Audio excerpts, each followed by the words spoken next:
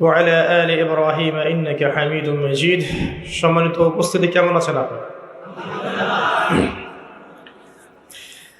আলহামদুলিল্লাহ আলা কুল্লি হাল। তো আজকে আমার বক্তব্যের বিষয় হচ্ছে ভালোবাসা। সাধারণত আপনারা আমাকে চেনেন জিওপলিটিক্স নিয়ে কথা বলতে, আখিরুজ্জামান নিয়ে কথা বলতে, সমকালীন ফিতনাগুলো নিয়ে কথা বলতে, ইকোনমি নিয়ে কথা বলতে। খুব কমই শুনেছেন এরকম কোনো টপিক নিয়ে আলাদা কোনো লেকচার দিয়েছি যেটার নাম হচ্ছে ভালোবাসা। দুদিন পরে একটা দিবস আসবে, যে দিবসে এই বিশ্বের কোটি কোটি মানুষ আল্লাহ পাকে সরাসরি অবাধ্য হবে। এমনভাবে অবাধ্য হবে যে মানুষের জায়গায় থাকবে না। মানুষ তার প্রবৃত্তির পাশবিক দাসত্ব করবে। আমরা সেদিকে আসছি ইনশাআল্লাহ। তবে শুরুটা করতে চাই ভিন্নভাবে। আল্লাহ রাব্বুল আলামিন সূরা হাদীদের মধ্যে বলেছেন, বিসমিল্লাহির রহমানির রহিম, হুয়াল আউয়ালু ওয়াল আখিরু ওয়াজ যাহিরু ওয়াল বাতিন ওয়া হুয়া বিকুল্লি শাইইন আলিম। আল্লাহ বলছেন, আল্লাহ পাকই প্রথম, আল্লাহই শেষ, আল্লাহই প্রকাশ্য এবং আল্লাহই গোপন, এবং তিনি প্রত্যেকটা বিষয় সম্পর্কে জ্ঞানী। আল্লাহ প্রথম কথার অর্থ হচ্ছে যখন কোনো কিছুই ছিল না তখন আল্লাহ রাব্বুল আলামিন ছিলেন। যখন কোনো কিছু ছিল না তখন কে ছিল? আল্লাহ সুবহানাহু ওয়া তাআলা ছিলেন। আবার যখন কোনো কিছুই থাকবে না আল্লাহ রাব্বুল আলামিন থাকবেন। কুল্লু মান আলাইহা ফান ওয়া ইয়াবকা ওয়াজহু রাব্বিকা যুল জালালি ওয়াল ইকরাম। আল্লাহ পাক একা ছিলেন। এরপরে আল্লাহ রাব্বুল আলামিন আরশ সৃষ্টি করেছেন এবং তার আরশটা ছিল পানির উপরে, কানা আরশুহু আলাল মা। এরপরে আল্লাহ পাক সৃষ্টি করেছেন কলম, এবং কলমকে বলেছেন উকতুব, কলম তুমি লিখো। আমাদের কলম নয়, আল্লাহর স্পেশাল কলম, কলম তুমি লিখো। কলম কথা বলেছিল, কলম বলেছিল মাযা আকতুব, হে আল্লাহ আমি কি লিখব। আল্লাহ পাক বলেছিলেন কিয়ামত পর্যন্ত যত কিছু হবে সব কিছু লিখে ফেলো। লাউহে মাহফুজের মধ্যে কলম প্রতিটা বিষয় লিখে ফেলেছে। এই পৃথিবীতে, এই মহাবিশ্বে কিয়ামত পর্যন্ত কবে, কোথায়, কোন ঘন্টায়, কোন সেকেন্ডে, কোন মুহূর্তে কি হবে, এর বাইরে কিচ্ছু হবে না ইনশাআল্লাহ তাআলা। তো এখানে আল্লাহ পাক পুরো মহাবিশ্বের তাকদীর লিখেছেন, শুধু মানব জাতির নয়, প্রত্যেকটা বিষয় লেখা হয়েছে। এরপরে আল্লাহ রাব্বুল আলামিন 6 দিনে এই মহাবিশ্ব সৃষ্টি করেছেন। হুয়াল্লাযী খালাকাস সামাওয়াতি ওয়াল আরদা ফি 6 আইয়াম। তিনি সেই আল্লাহ যিনি এই মহাবিশ্বকে সৃষ্টি করেছেন মাত্র 6 দিনে। আর আল্লাহর একদিন আমাদের একদিনের সমান নয়। আল্লাহ পাকের একদিন, শুধু কিয়ামতের দিন, মানুষের 50,000 বছরের সমান। মানুষ দাঁড়িয়ে থাকতে থাকতেই অতিষ্ঠ হয়ে যাবে, বিচার শুরু হচ্ছে না কি জন্য। তো আল্লাহ রাব্বুল আলামিন পুরো মহাবিশ্ব সৃষ্টি করেছেন এবং আসমান সমূহ জমিন একটা বিন্দুর মধ্যে ছিল, যেটা এখনকার সায়েন্স বলে যে বিগ ব্যাং থেকে সৃষ্টি হয়েছে মহাবিশ্ব। আর আল্লাহ পাক কোরআনে বলছেন বিগ ব্যাং থেকে নয়, বরং আল্লাহর হুকুমে সৃষ্টি হয়েছে মহাবিশ্ব। সূরা আম্বিয়া 30 নম্বর আয়াত পড়ে দেখবেন, আল্লাহ বলছেন আওয়ালাম ইয়ারাল্লাযীনা কাফারু আন্নাস সামাওয়াতি ওয়াল আরদা কানাতা রাতকান ফাফাতাকনাহুমা। যারা অবিশ্বাস করছে তারা কি লক্ষ্য করে দেখে না যে আসমান সমূহ এবং জমিন একটা বিন্দুর মধ্যে ছিল, এরপর আমি আল্লাহ সেটাকে পৃথক করে দিলাম। সুবহানাল্লাহ। তো এই শিক্ষা ব্যবস্থা আপনাকে ওই বিগ ব্যাং পর্যন্ত নিয়ে যাবে। এর উপরে কি সেটা চিন্তা করার ক্ষমতা এরা রাখে না। আর তাদের চিন্তা যেখানে শেষ, আল্লাহ পাকের চিন্তা সেখান থেকে শুরু। আল্লাহু আকবার। আল্লাহ পাক বলছেন বিগ ব্যাং এমনি এমনি হয়নি, আমার হুকুমে হয়েছে, আমি এটাকে পৃথক করে দিয়েছি। সুবহানাল্লাহ। আল্লাহ পাক কি জন্য সৃষ্টি করলেন এই মহাবিশ্ব? এটা একটা ভালো প্রশ্ন। নিছক খেলার ছলে সৃষ্টি করেছেন? আল্লাহ পাক কি জন্য সৃষ্টি করতে গেলেন এই মহাবিশ্ব? উত্তর হচ্ছে ভালোবাসা। আল্লাহ পাক তার সৃষ্টিকে ভালোবাসেন। আল্লাহ রাব্বুল আলামিন তার মাখলুকদেরকে ভালোবাসেন এবং তিনি চেয়েছেন যেন আমরাও তাকে ভালোবাসি। আল্লাহ রাব্বুল আলামিন চেয়েছেন যে আমরাও যেন তাকে ভালোবাসি। আল্লাহ রাব্বুল আলামিন এর কাছে 100 ভাগ রহমত বা ভালোবাসা এবং দয়া আছে, যার মধ্যে 1 ভাগ, মাত্র 1 ভাগ তিনি পুরো মহাবিশ্বে ছড়িয়ে দিয়েছেন। সমস্ত সৃষ্টির মধ্যে এই 1 ভাগ ভালোবাসা বিরাজ করছে। এই 1 ভাগের মধ্যে আছে বাবা মায়ের প্রতি ভালোবাসা, স্ত্রী সন্তানের প্রতি ভালোবাসা, আমাদের বাচ্চা কাচ্চাদের প্রতি ভালোবাসা, আত্মীয়তার হক, প্রতিবেশীর হক, দেশকে ভালোবাসা, আবেগ অনুভূতি সব এই 1 ভাগের মধ্যে আছে। সুবহানাল্লাহ। এই পুরো মহাবিশ্বে যত মহব্বত আছে এটা 1% মাত্র। আর এই 1 ভাগ ভালোবাসার জন্য আমরা কি করছি সেটা আমরাই বুঝতে পারছি। আর বাকি যে 99 ভাগ রহমত, দয়া, ভালোবাসা, এটার কথা আল্লাহ পাক বলেছেন, এটা দিয়ে আল্লাহ পাক কিয়ামতের দিন তার বান্দাদের প্রতি রহম করবেন ইনশাআল্লাহ। আশা করা যায় যে ইনশাআল্লাহ আমরা যদি তাওহীদের উপর থাকি, কবিরা গুনাহ না করি, গুনাহ হয়ে গেলেই তওবা করে ফিরে আসি, অন্যের ক্ষতি না করি, সুন্নতে থাকার চেষ্টা করি, হালাল খাই, আশা করা যায় ইনশাআল্লাহ আমরা জান্নাতে যাব ইনশাআল্লাহ। এটা এত কঠিন কিছু হবে না ইনশাআল্লাহ তাআলা। শর্ত হচ্ছে তাওহীদ, আল্লাহ পাকের একত্ববাদ, হালাল রিজিক, তার নবীর সুন্নত এবং দিনটাকে পরিপূর্ণরূপে গ্রহণ করা। আমল করতে পারেন না পারেন, আকীদা বিশ্বাস রাখা, ইসলাম একটা পরিপূর্ণ জীবন ব্যবস্থা, এর মধ্যেই প্রত্যেকটা বিষয়ের সমাধান আছে। হয়তো আপনি আমল করতে পারবেন না, কিন্তু আকীদা আছে। আশা করা যায় ইনশাআল্লাহ আল্লাহ পাক সগীরা গুনাহগুলো আমাদের মাফ করে দেবেন ইনশাআল্লাহ। 99 ভাগ রহমত। কয়েকটা এক্সাম্পল দিচ্ছি আমি। একজন ব্যক্তি ছিলেন বনু ইসরাইলের মধ্যে, সেই ব্যক্তি 99টা খুন করেছিল, 99টা মার্ডার করার পরে সে চিন্তা করেছে তওবা করবে। তার তওবা আছে কি না এটা জিজ্ঞেস করার জন্যে তিনি অনেক মানুষের কাছে ঘুরেছেন। তাকে সবাই নেগেটিভ উত্তর দিয়েছে।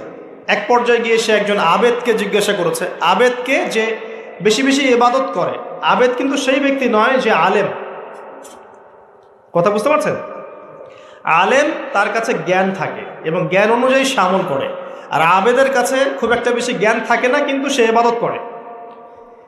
এই আবেদকে সে জিজ্ঞাসা করেছিল আমার কি তওবা হবে?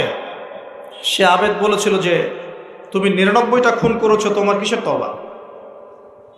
তো সে ব্যক্তি এই আবেদকেও খুন করে 100টা মার্ডার পূর্ণ করেছিল। এরপরে তার মধ্যে আবার তওবার চেতনা আসে, তাকে জানানো হয় অমুক জায়গায় একজন আলেম আছেন, তার কাছে গিয়ে প্রশ্ন করো, তিনি উত্তর দিবে। সে আলেম তাকে জানালো যে হ্যাঁ, তোমার তওবা করার সুযোগ আছে, তুমি খালেস অন্তরে আল্লাহর কাছে তওবা করতে পারো, আল্লাহ চাইলে তোমাকে মাফ করতে পারো। এবার সে তওবা করলো, করার পরে কি করতে হবে পরামর্শ চাইলো। আলেম তাকে বলল তুমি এই এলাকা থেকে চলে যাও, অনেক দূরে হিজরত করো, যেখানে যাতে করে আগের হিস্ট্রির সাথে তোমার কোনো সম্পর্ক না থাকে, আগের জীবনের সাথে তোমার সম্পর্ক না থাকে, নতুন জীবন গঠন করো। সে যেতে যেতে রাস্তায় মারা গেল এবং আল্লাহ রাব্বুল আলামিন জান্নাতের ফেরেশতা এবং আযাবের ফেরেশতা দুজনকেই পাঠালেন। এই দুজন ফেরেশতা তারা তার আত্মাকে নিয়ে ঝগড়ায় লিপ্ত হলো, কে তার রূহটা কবজ করবে, কে তার রূহটা নিয়ে যাবে। আর আপনারা জানেন যদি রূহটা নিয়ে যায় আযাবের ফেরেশতা, তার মানে কি, তার ফয়সালা কি? জাহান্নাম। জান্নাতের ফেরেশতা নিয়ে গেলে ফয়সালা জান্নাত ইনশাআল্লাহ। তো আল্লাহ রাব্বুল আলামিন এখানে একটা কৌশল করলেন। আল্লাহ পাক রাস্তাটাকে লম্বা করে দিলেন। সে তওবার জন্য যতটুকু এসেছিল এই রাস্তাটাকে আল্লাহ পাক লম্বা করে দিলেন ওই রাস্তার চেয়ে যে রাস্তার থেকে সে যাচ্ছিল। আল্লাহ পাক কৌশল করে তাকে মাফ করে দিলেন। আল্লাহ পাক ফেরেশতাদেরকে বললেন, রাস্তাটা পরিমাপ করে দেখো, কোন রাস্তার পরিমাপটা বেশি, সে যেখানে যাচ্ছিল সেটা না তওবার রাস্তা? তো তওবার রাস্তার লম্বা বেশি দেখালো, এতে করে আল্লাহ পাক তাকে মাফ করে দিলেন। আলহামদুলিল্লাহ, আল্লাহ পাকের দয়া। একজন মহিলা ব্যভিচারিণী, ব্যভিচার বোঝেন তো? আমি আবার আপনাদের ভাষা খুব একটা বুঝতে পারছি না।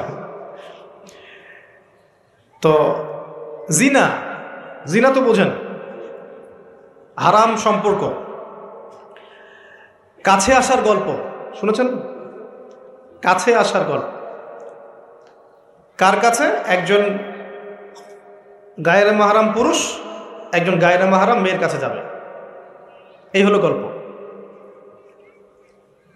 জিনা, ব্যভিচার। একজন ব্যভিচারিণী মহিলা একবার এক কুকুরকে পানি পান করিয়েছিল। কুকুরটা অনেক তৃষ্ণার্ত ছিল, সে তার মোজা খুলে কুয়ার ভিতরে নিয়ে সেখান থেকে পানি তুলে কুকুরকে পান করিয়েছে। এই আমলটার কারণে আল্লাহ পাক এই ব্যভিচারী মহিলাকে মাফ করে দিয়েছে। আরেকজন ব্যক্তি, তিনিও বানু ইসরাইলের। বানু ইসরাইল কারা চিনেন তো? কারা? রোহিঙ্গারা? কারা? বানু ইসরাইল কারা? কার সন্তানদেরকে বানু ইসরাইল বলা হয় বলেন? শুধু ওয়াজ শুনলে হবে না তো, কিছু শিখতে হবে তো। ইব্রাহিম আলাইহিস সালামের দুই ছেলে, কয় ছেলে? একজনের নাম কি? ইসমাইল, আরেকজনের নাম ইসহাক। ইসহাক আলাইহিস সালামের ছেলের নাম হচ্ছে ইয়াকুব আলাইহিস সালাম।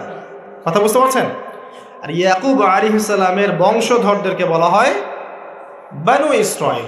এবার মনে থাকবে ইনশাআল্লাহ। তো এই বানু ইসরাইলদের মধ্যেই বেশিরভাগ নবী এসেছেন। ইউসুফ, দাউদ, সুলাইমান, মুসা, ঈসা সব বানু ইসরাইলের মধ্যেই। শত শত নবী সব বানু ইসরাইলের মধ্যেই। আর ইসমাইল আলাইহিস সালামের বংশে এসেছেন সর্বশেষ একজন নবী, তার নাম মুহাম্মদুর রাসূলুল্লাহ সাল্লাল্লাহু আলাইহি ওয়াসাল্লাম। তো বানু ইসরাইলের আরেকজন ব্যক্তি, সে প্রচণ্ড পাপ করেছিল সারা জীবনে। মৃত্যুর আগে সে তার সন্তানদেরকে বলেছে যে আমি যখন মারা যাব আমার দেহটাকে আগুনে পুড়িয়ে ফেলবে, পুড়িয়ে অর্ধেক ছাই সমুদ্রে ভাসিয়ে দিবে আর অর্ধেক ছাই বাতাসে উড়িয়ে দিবে।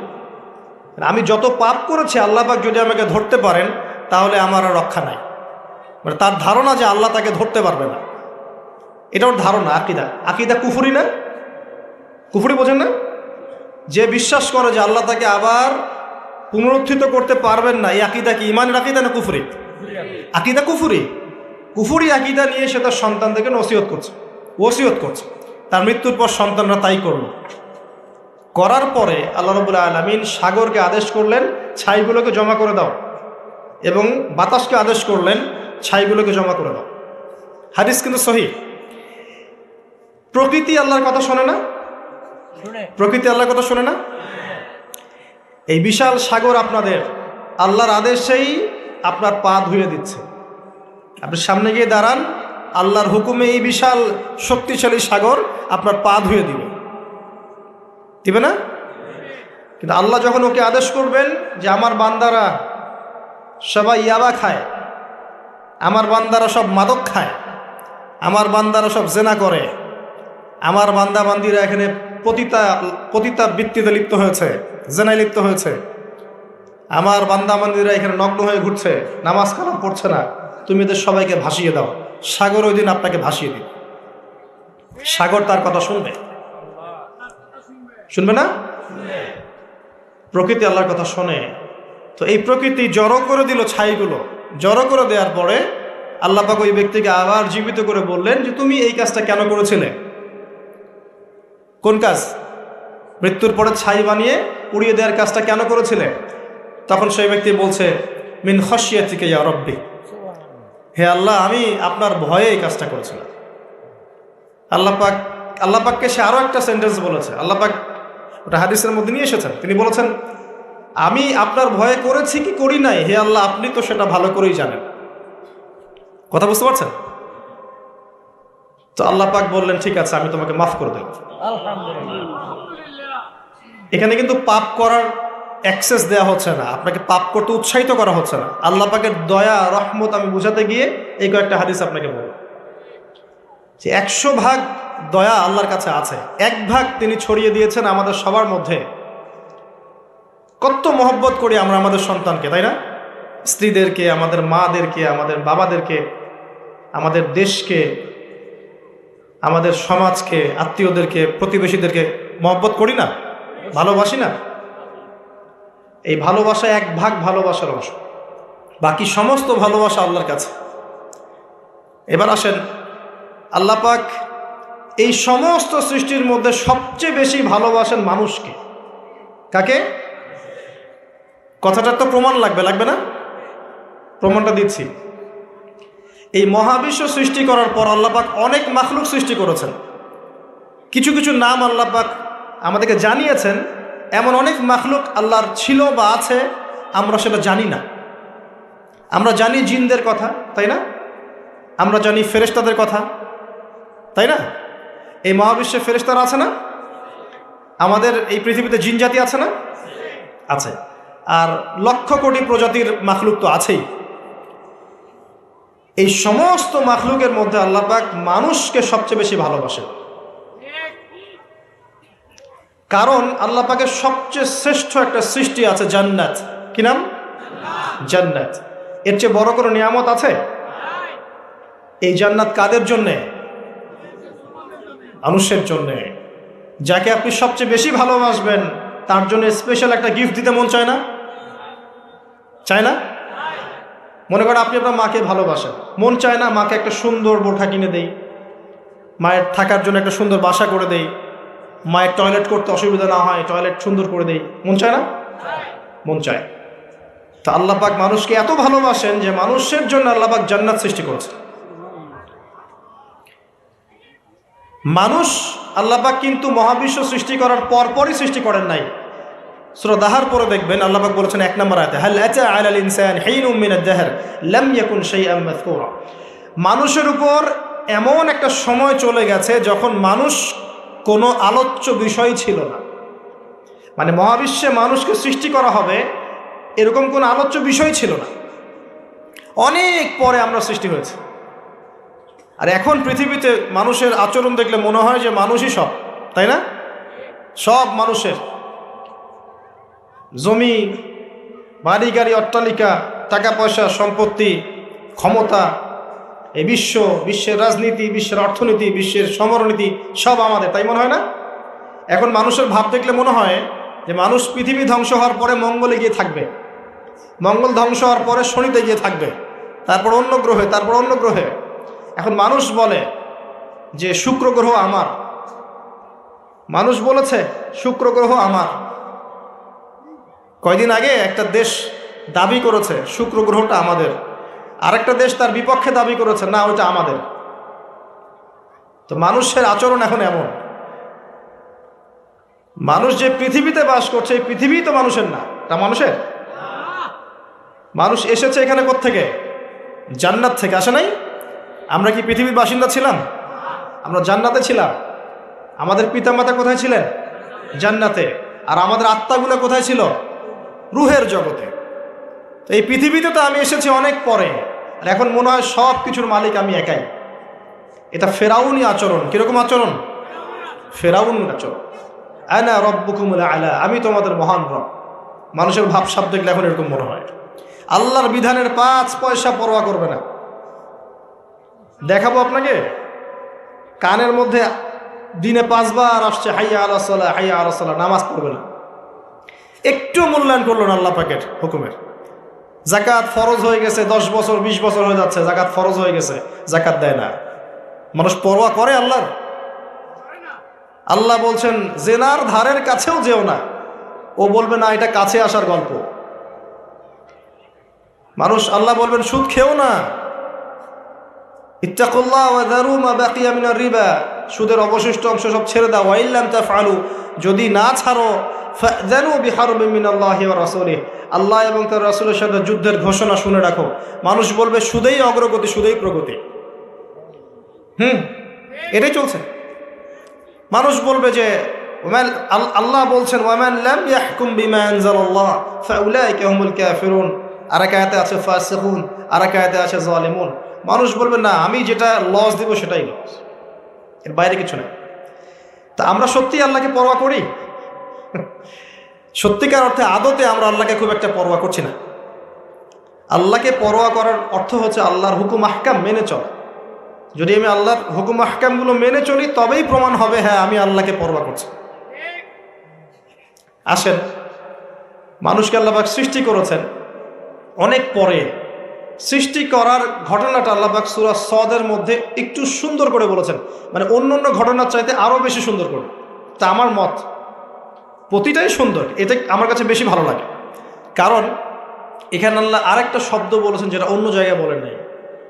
অনেক জায়গায় কোরআনে আছে মানুষকে কিভাবে সৃষ্টি করা হয়েছে, কিন্তু এই সূরার মধ্যে, সূরা সদের মধ্যে একটু ব্যতিক্রম আছে, আর একটু ভালোবাসা। আল্লাহ পাক বলছেন যে ইয়া ইবলিস, হে ইবলিস, মা মানাআকা আন তাসজুদ লিমা খালাকতু বিয়াদাই, হে ইবলিস তোমাকে কিসে বারণ করলো তাকে সিজদা করতে যাকে আমি আমার হাত দিয়ে সৃষ্টি করেছি? কথা বোঝেন না আমার? হে ইবলিস, কিসে তোমাকে বারণ করলো, কিসে তোমাকে নিষেধ করলো? কেন তুমি সিজদা করলা না আদমকে? সহজ করে দিলাম, আদমকে যাকে আমি সৃষ্টি করেছি আমার হাত দিয়ে। আল্লাহ পাক অন্য কোন সৃষ্টিকে এভাবে ব্যাখ্যা করেছেন যে আমি আরশকে সৃষ্টি করেছি আমার হাত দিয়ে, আমি মহাবিশ্বকে সৃষ্টি করেছি আমার হাত দিয়ে? ব্যাখ্যা করেছেন? বাকি সৃষ্টির ক্ষেত্রে আল্লাহ পাক বলেছেন, আল্লাহ পাক যখন কিছু করতে চান খালি বলেন কুন ফায়াকুন। তা আদমের ক্ষেত্রে আল্লাহ পাক বলেননি কুন ফায়াকুন, বলেছেন? কথা বুঝতে পারছেন? আদমের ক্ষেত্রে আল্লাহ পাক বলেছেন আমি তাকে আমার হাত দিয়ে সৃষ্টি করেছি। হাতের ব্যাখ্যা কি সেটা নিয়ে আমাদের তর্ক করার দরকার নাই। মূল কথা হচ্ছে এখানে আল্লাহ পাক ভালোবাসা বুঝিয়েছে। আদম আলাইহিস সালামকে আল্লাহ পাক ভালোবেসে সৃষ্টি করেছেন, স্পেশাল সৃষ্টি। এবার আসেন, সৃষ্টি করার পর তাকে রেখেছেন কোথায়? জান্নাতে। তারও আগে আল্লাহ পাক সমস্ত জ্ঞান আদম আলাইহিস সালামকে শিক্ষা দিয়েছে। সুবহানাল্লাহ পড়বেন না? মানুষ সম্মানিত কি কারণে? শারীরিক গঠনের কারণে? জ্ঞানের কারণে। আপনি যাকে ভালোবাসেন বেশি তাকে আপনি সব শেখাতে চাইবেন না? তাকে আপনি সব দিতে চাইবেন না? যে আমার সব তোমার জন্য, আমি তোমাকে ভালোবাসি, বলেন না? বলেন, কারে কারে বলছেন জীবনে? আলহামদুলিল্লাহ, আলহামদুলিল্লাহ, শুকরিয়া। এই কথাটা আল্লাহ পাক সূরা বাকারায় বলেছেন, ওয়াল্লামা আদম আল আসমাআ কুল্লাহা, আমি আদমকে সমস্ত বিষয়ের নাম শিক্ষা দিয়েছি। সুবহানাল্লাহ। এমন শিক্ষা দিয়েছেন যে শিক্ষা আল্লাহ পাক ফেরেশতাদেরকেও দেননি। কারণ তিনি আদম আলাইহিস সালামকে উপস্থাপন করলেন এবং বললেন যে আম্বিউহুম বিআসমাইহিম, এই নামগুলো তুমি বলে দাও। ফেরেশতারা কিন্তু বলতে পারলো না। আদম আলাইহিস সালাম বললেন ফালাম্মা আনবাআহুম বিআসমাইহিম ক্বালা আলাম আকুল লাকুম ইন্নী আ'লামু গায়বাস সামাওয়াতি ওয়াল আরদ। আল্লাহ পাক প্রথমে ফেরেশতাদেরকে বললেন নামগুলো বলে দাও। ফেরেশতারা বলল লা ইলমা লানা ইল্লা মা আল্লামতানা, আপনি যতটুকু শিখিয়েছেন এর বাইরে আমরা জানি না। কিন্তু আদমকে বললেন আলাইহিস সালাম তুমি নামগুলো বলে দাও, তিনি সমস্ত নাম বলে দিলেন। সুবহানাল্লাহ। এবার আল্লাহ পাক বললেন আমি কি তোমাদেরকে বলি নাই যে আমি যা জানি তোমরা তা জানো না? কারণ ফেরেশতারা কি বলেছিল আগে? আতাজআলু ফিহা মান ইউফসিদু ফিহা ওয়া ইয়াসফিকু দিমা, আপনি কি এমন কোন সৃষ্টি পৃথিবীতে পাঠাতে চাচ্ছেন খলিফা করে যে পৃথিবীতে ফাসাদ সৃষ্টি করবে আর রক্তপাত ঘটাবে? ফেরেশতারা নেগেটিভ কথা বলেছিল। আল্লাহ পাক সেই ফেরেশতাদের সামনেই আদম আলাইহিস সালামকে সম্মানিত করলেন জ্ঞানের মাধ্যমে। কিসের মাধ্যমে? ফেরেশতারা যে কথাটা বলেছিলেন সেটা কিন্তু বাস্তব। পৃথিবীতে এখন কিন্তু মানুষ এই দুইটা কাজই করছে। বেশিরভাগ মানুষ কি করছে? হয় রক্তপাত ঘটাচ্ছে, না হলে ফিতনা ফাসাদ সৃষ্টি করছে। বুঝতে হলে আপনি দুই চোখ দিয়ে বিশ্বটাকে দেখেন। বিশ্বের প্রতিটা সেক্টর এখন ফাসাদ দিয়ে ভর্তি, প্রতিটা সেক্টর। এমন একটা লেভেলে চলে আসছে ফাসাদ যে একটা নিউক্লিয়ার ওয়েপেন্স একটা ফাটে পৃথিবীতে, পৃথিবীর রূপরেখা চেঞ্জ হয়ে যাবে। আর এই জিন জাতি তৈরি করে নাই, কে তৈরি করছে? মানুষ। এর মধ্য দিয়ে কি মানবতার কল্যাণ হবে যদি একটাও ফাটে? কখনো 47-এর দিকে ফেটেছিল না দুইটা? কোথায় কোথায়? জাপানে, হিরোশিমায়, আর কোথায়? বোমাগুলোর নাম বলতে পারবেন? হ্যাঁ, মাশাআল্লাহ মাশাআল্লাহ, লিটল বয় আর ফ্যাট ম্যান। এখন পর্যন্ত জাপানের নাগরিক যারা আছেন, এর যে বিষক্রিয়া, এর দ্বারা ইফেক্টেড তারা, এখন বংশ পরম্পরায় এটা চলছে। আর এখন যে পারমাণবিক অস্ত্রগুলো আছে, এগুলো শক্তি তখনকার চাইতে 1000 গুণ বেশি শক্তিশালী। রাশিয়া সেদিন বলেছে আমাদের কাছে এমন ক্ষেপণাস্ত্র আছে যেটা চাইতেও বেশি গতিতে যেতে পারে। শব্দের হার্স কত আপনারা জানেন? সায়েন্সের ছাত্র আছেন এখানে, দেখবেন।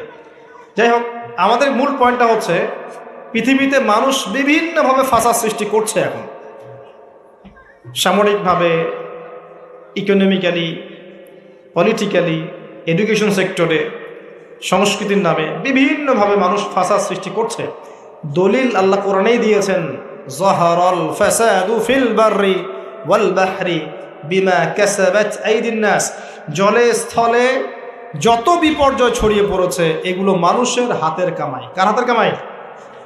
আর আল্লাহর কথাকে আপনি চ্যালেঞ্জ করবেন? এটা সূরা রুমের মধ্যে আছে, পড়ে দেখেন। আসেন, আল্লাহ পাক মানুষকে জ্ঞান শিক্ষা দিলেন, এটা ভালোবাসার নিদর্শন।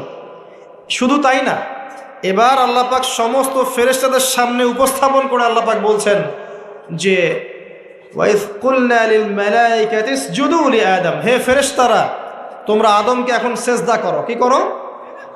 সেজদা করো। আপনি যাকে ভালোবাসবেন, নিঃসন্দেহে আপনি চাইবেন তাকে বড় করতে, তাই না? চাইবেন না?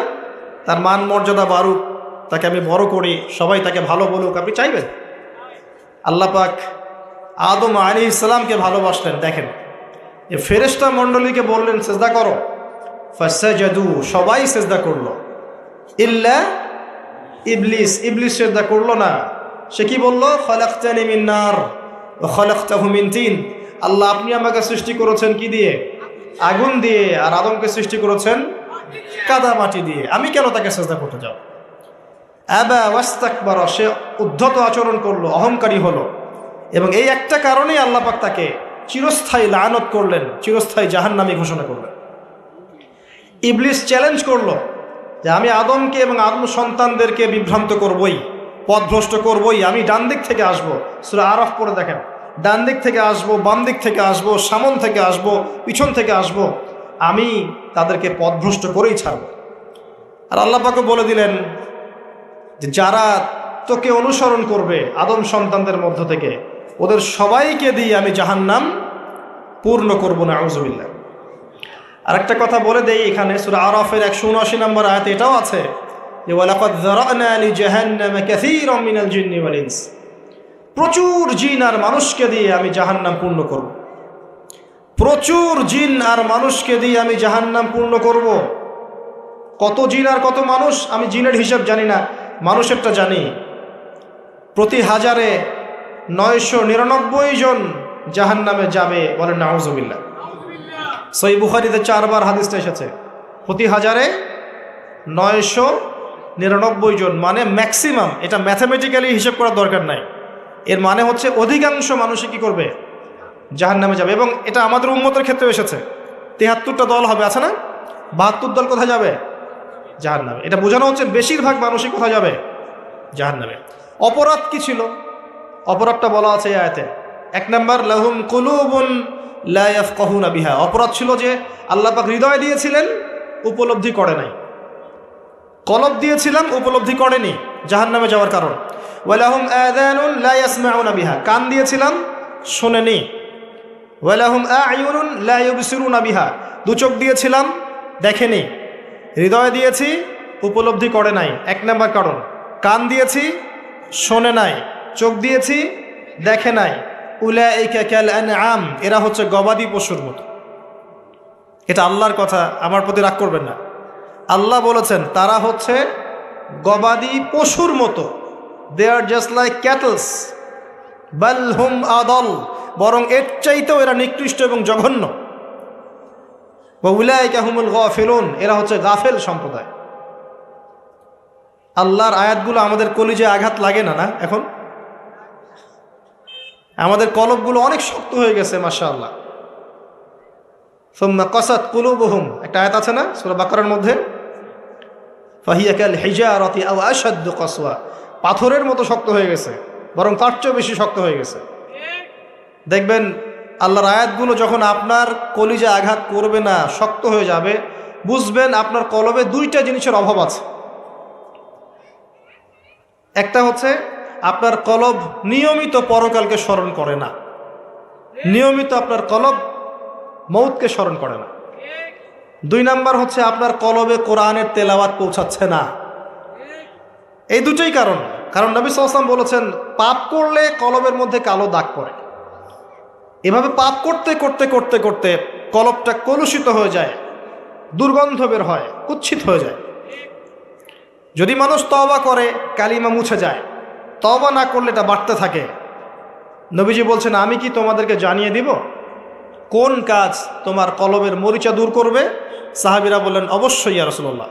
তিনি তখন এই দুইটা কাজ বলেছেন। এক নাম্বার, বেশি থেকে বেশি কোরআন তেলাওয়াত এবং মৌতের স্মরণ তোমার কলবকে পরিষ্কার করে দিবেন ইনশাআল্লাহ। এই দুটো কাজ আমরা করতে চাই না। এখনকার সভ্যতায় গিয়ে দেখবেন কবরস্থান সমাজের বাইরে থাকে। একটা সমাজ, এর বাইরে দেখবেন কবরস্থান, দূরে। আর ঢাকা হলে তো কথাই নাই।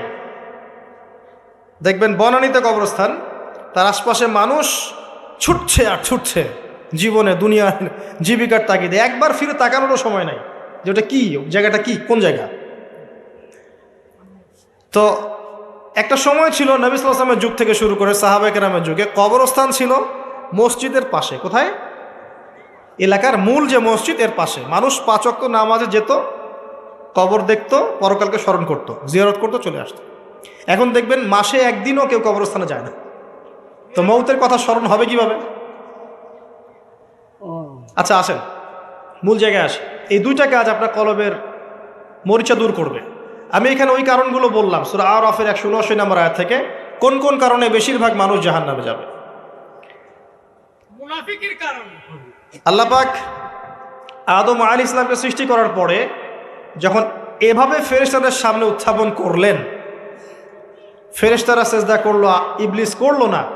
ইবলিস চ্যালেঞ্জ করলো। আল্লাহ পাকও ঘোষণা করলেন, যারা ইবলিসের পদাঙ্ক অনুসরণ করবে তাদেরকে দিয়ে আল্লাহ পাক জাহান্নাম পূর্ণ করবেন। বলেন নাউযুবিল্লাহ। আর ইবলিস সম্পর্কে আল্লাহ পাক আমাদেরকে সতর্ক করলেন এভাবে। আল্লাহ পাক বললেন, ইয়া আইয়ুহাল্লাযীনা আমানু, হে মুমিনগণ, লা তাত্তাবিউ খুতুওয়াতিশ শাইতান, তোমরা শয়তানের পদাঙ্ক অনুসরণ করো না। ইন্নাহু লাকুম আদুউম মুবিন, নিশ্চয়ই সে তোমাদের স্পষ্ট শত্রু। আল্লাহ পাক জানিয়ে দিলেন। জানিয়ে দেওয়ার পরে আদম এবং হাওয়া আলাইহিস সালাম তাদেরকে রাখলেন জান্নাতে। কোথায়? যাকে আপনি ভালোবাসবেন তাকে সবচেয়ে শ্রেষ্ঠ গিফট দিতে যাবেন, প্রমাণ। জান্নাতে থাকলেন। একটা পরীক্ষা, পরীক্ষার কারণ আছে। পরীক্ষার কারণ হচ্ছে আমি চাচ্ছি সে আরো বড় পুরস্কার পাক। এটাই পরীক্ষার কারণ। দুনিয়ার জীবনে আমরা এসেছি কি জন্য? পরীক্ষা দিতে। আল্লাহ পাক চেয়েছেন পরীক্ষায় পাশ করে আমরা যেন আরো বড় পুরস্কার পাই। লিনাবলুয়াকুম আইয়ুকুম আহসানু আমালা, আল্লাহ পাক দেখতে চান তোমাদের মধ্যে আমলের শ্রেষ্ঠ কে। একটা পরীক্ষা আল্লাহ পাক নিলেন, ওয়ালা তাকরাবা হাযিহিশ শাজারা, তোমরা দুজন এই গাছের কাছে যাবে না। ও একটা কথা মিস করে গেছে, এই দুজনের আরেকজন কে? হাওয়া আলাইহিস সালাম। কোত্থেকে আসলেন তিনি? আদম আলাইহিস সালামের একাকিত্ব বোধ হচ্ছিল জান্নাতে। সঙ্গিনী সবচেয়ে ইম্পর্টেন্ট জিনিস আপনাদের পৃথিবী, তাই না? একজন উত্তম জীবন সঙ্গিনী খুব গুরুত্বপূর্ণ জিনিস পৃথিবীতে। সে যদি ভালো হয়, নেককার হয়, সৎ হয়, আপনি দুনিয়াতেই জান্নাতে থাকবেন ইনশাআল্লাহ। আর সে যদি বদকার হয়, দুশ্চরিত্র হয় এবং আল্লাহ এবং তার রাসূলের বিরুদ্ধাচরণ করে, আপনার আনুগত্য না করে, আপনি দুনিয়াতেই জাহান্নামের ফ্লেভার পাবেন ইনশাআল্লাহ। তো হাওয়া আলাইহিস সালামকে সৃষ্টি করা হয়েছে আদম আলাইহিস সালামের কোত্থেকে? পাঁজরের হাড় থেকে। এখানে একটা কথা মনে পড়লো, এটা বলার লোভ সামলাতে পারছি না। এই হারের ব্যাপারে নবী সাল্লাল্লাহু আলাইহি ওয়াসাল্লাম একটা কথা বলেছেন। তিনি বলেছেন যে তাদেরকে মানে বুঝে নেন কাদেরকে, তাদেরকে সৃষ্টি করা হয়েছে বক্র হাড় থেকে, বাঁকা হাড় থেকে। কাদেরকে? যদি জোর খাটাতে চাও তাহলে হাড়টা পটাশ করে ভেঙে দেয়, আর যদি ওই অবস্থায় ছেড়ে দাও তাহলে সে বক্রই থেকে যাবে। তার সাথে উত্তম নসিহতের মধ্য দিয়ে জীবন পার করতে হবে, এবং এটা খুব ডিফিকাল্ট। দুনিয়াতে সবচেয়ে বড় পরীক্ষাগুলোর মধ্যে একটা এটা, বক্রহারকে নিয়ে জীবন চলা, এটা সবচেয়ে বড় পরীক্ষাগুলোর মধ্যে একটা। এখানে আল্লাহ পাক যার প্রতি রহম করবেন সে ইনশাআল্লাহ তাআলা দেখবেন দুনিয়াতেই জান্নাতের ফ্লেভার পাবে। আর দেখবেন যার ঘরে সৎ স্ত্রী নাই, বদকার স্ত্রী আছে, সেই পৃথিবীতেই জাহান্নামের স্বাদ পায়। বলেন নাউজুবিল্লাহ। আমরা দোয়া করি সবার ঘরে ঘরে যেন আল্লাহ পাক নেককার সৎ স্ত্রী দান করেন, আল্লাহুম্মা আমিন। তো হাওয়া আলাইহিস সালাম এবং আদম আলাইহিস সালামকে আল্লাহ পাক রাখলেন কোথায়? জান্নাতে। আপনি ঘুম আসতেছে? আমি কিন্তু অনেক কষ্ট করে কথা বলছি। তো জান্নাতে রাখলেন, একটা পরীক্ষা, গাছের কাছে যাবে না। তো এই গাছের নাম কি এটা বড় কথা নয়, এই গাছের নামটা কি এটা কিন্তু বড় কথা নয়, মূল কথা হচ্ছে পরীক্ষাটা কি। গাছের কাছে যাবে না, গাছের কাছে তারা গেলেন কিভাবে? শয়তান তাদেরকে কি করলো? প্রলোভিত করলো। এক পর্যায়ে তারা আল্লাহর এই বিধানের কথাটা ভুলে গেলেন এবং সেই নিষিদ্ধ গাছের কাছে চলে গেলেন। এবার আল্লাহ রাব্বুল আলামিন এর আদেশ লঙ্ঘন করার কারণে আল্লাহ পাক নারাজ হলেন। নারাজ হওয়ার পরে আল্লাহ পাক তাদেরকে জান্নাত থেকে কি করলেন? পৃথিবীতে নামিয়ে দিলেন। নামিয়ে দেওয়ার আগে একটা ঘটনা ঘটেছে, সেটা হচ্ছে আদম আলাইহিস সালাম অপরাধ করার পরে প্রচণ্ড রকমের অনুতপ্ত ছিলেন। তিনি এত অনুতপ্ত ছিলেন যে কোন ভাষায় তিনি আল্লাহর কাছে তওবা করবেন, কিভাবে আল্লাহর কাছে অনুশোচনা প্রকাশ করবেন, এই ভাষাটা পর্যন্ত তার জানা ছিল না। আল্লাহ পাক কোরআনে বলছেন ফাতালাক্কা আদামু মির রাব্বিহি কালিমাত ফাতাবা আলাইহি। আল্লাহ পাক আদম আলাইহিস সালামকে তওবার কালিমা শিখিয়ে দিলেন। সুবহানাল্লাহ। কোন কালিমা দিয়ে তুমি তওবা করলে আমি সন্তুষ্ট হব সেটা আল্লাহ শিখিয়ে দিয়েছে। এটা কি ভালোবাসার নিদর্শন নয়? এটাও একটা ভালোবাসার নিদর্শন যে তিনি আদম আলাইহিস সালামকে ভালোবাসেন, তওবার বাক্যগুলোও শিখিয়ে দিয়েছেন। বলেন সুবহানাল্লাহ। এই তওবার বাক্য কোনটা ছিল? রব্বানা যালামনা আনফুসানা ওয়া ইল্লাম তাগফির লানা ওয়া তারহামনা লানাকুনান্না মিনাল খাসিরিন। এই বাক্য আল্লাহ শিখিয়ে দিয়েছেন। সুবহানাল্লাহ। এই বাক্য দিয়ে আদম আলাইহিস সালাম তওবা করলেন, আল্লাহ পাক তওবা কবুল করলেন, কিন্তু সীমা লঙ্ঘন করার কারণে নামিয়ে দিলেন কোথায়? পৃথিবীতে। এবং পৃথিবীতে আদম আলাইহিস সালাম, হাওয়া আলাইহিস সালাম, ইবলিস, তাকেও নামিয়ে দেওয়া হয়েছে। এবার পৃথিবীতে আল্লাহ পাক দিলেন একটা হায়াত, কারো 100, কারো 200, কারো 30, কারো 40, কারো 10-20, আল্লাহু আলাম, কারো 2000, 1000, 5000, এমনও হায়াত ছিল। এটা আল্লাহ জানেন ভালো। এই সময়টুকুতে আল্লাহ পাক অফুরন্ত নিয়ামত দিলেন, হায়াত দিলেন, পরিবার দিলেন, রিজিক দিলেন, বাসস্থান দিলেন, এমন প্রতিটা বস্তু যা এই জীবনে, এই দুনিয়ার জীবনের প্রয়োজন, আল্লাহ পাক সব কিছু দিলেন। এগুলো কি ভালোবাসা নিদর্শন নয়? ভালোবাসা নিদর্শন। এবং আল্লাহ পাক একটা দর্শন দিলেন, ফিলোসফি, একটা মূলনীতি শোনেন। সূরা বাকারার 38-39 নম্বর আয়াতে আছে। আল্লাহ পাক বলছেন কুল নাহবিতু মিনহা জামিআ।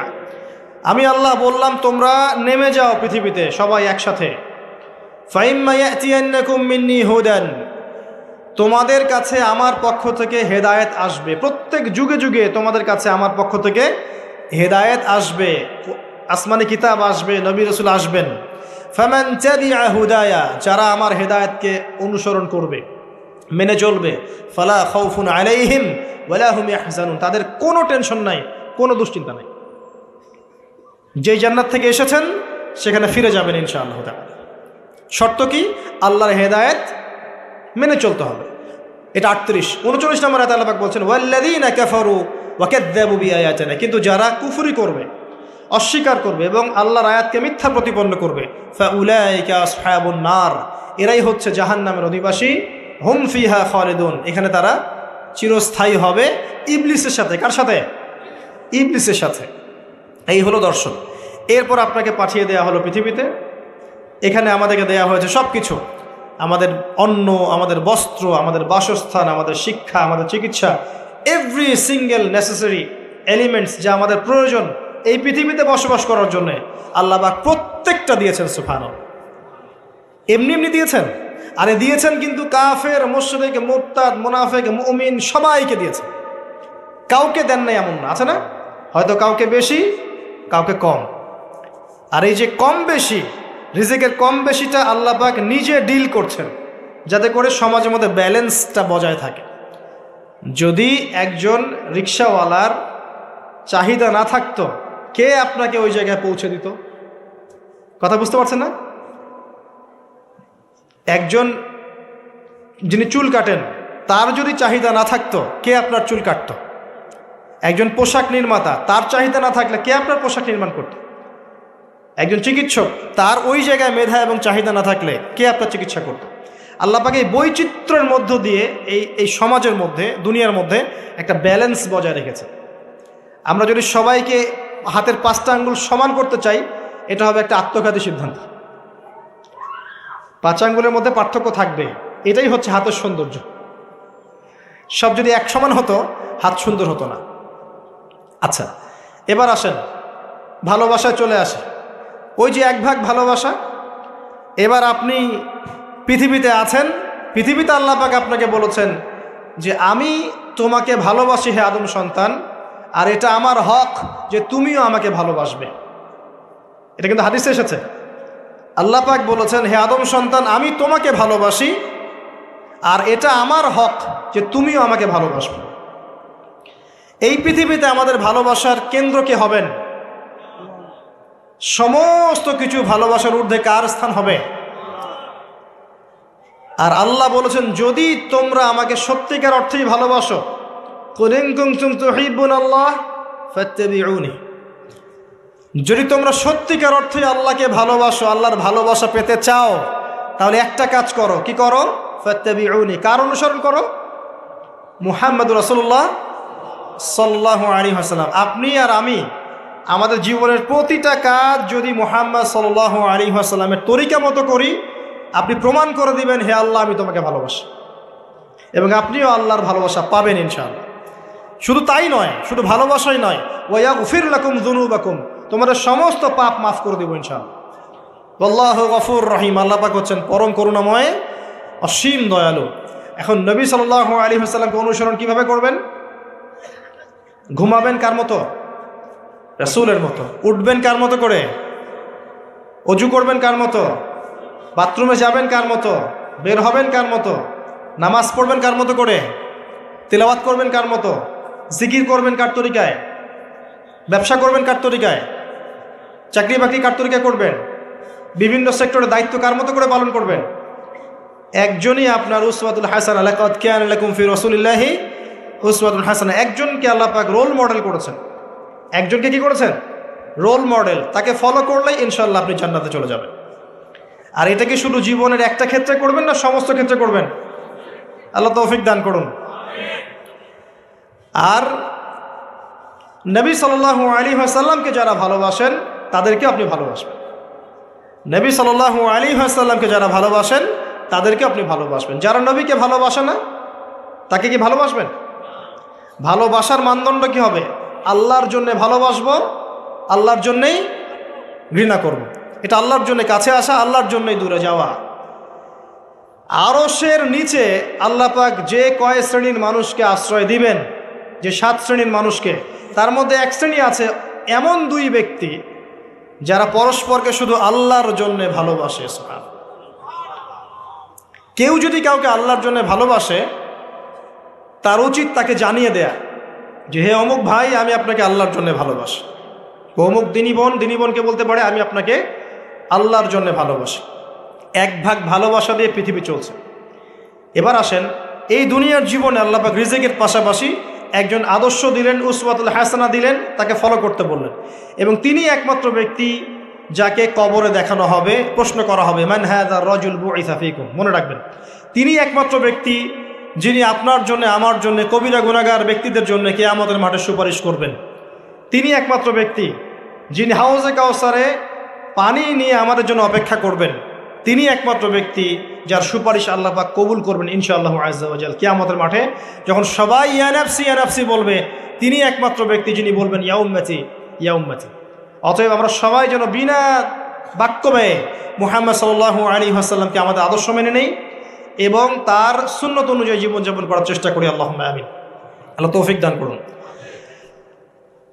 এই দুনিয়ার জীবনে ওই এক ভাগ ভালোবাসার মধ্যে আমরা কয়েক শ্রেণীর মানুষকে ভালোবাসি। দেখেন, 1 নাম্বার পিতামাতা, তাই না? 2 নাম্বার স্ত্রী, 3 নাম্বার সন্তান সন্ততি, 4 নাম্বার আত্মীয় স্বজন, পাড়া প্রতিবেশী, এবং আমরা যে দেশে থাকি সে দেশকে ভালোবাসি না? ভালোবাসি। এই ভালোবাসাগুলো কিন্তু বৈধ। এই ভালোবাসাগুলো কি বৈধ? এখানে একটা বিষয় বুঝতে হবে যে ভালোবাসা আর ঘৃণা করার মানদণ্ড কে দিবে? আল্লাহ এবং তার রাসূল। এই মানদণ্ডে ভালোবাসবেন।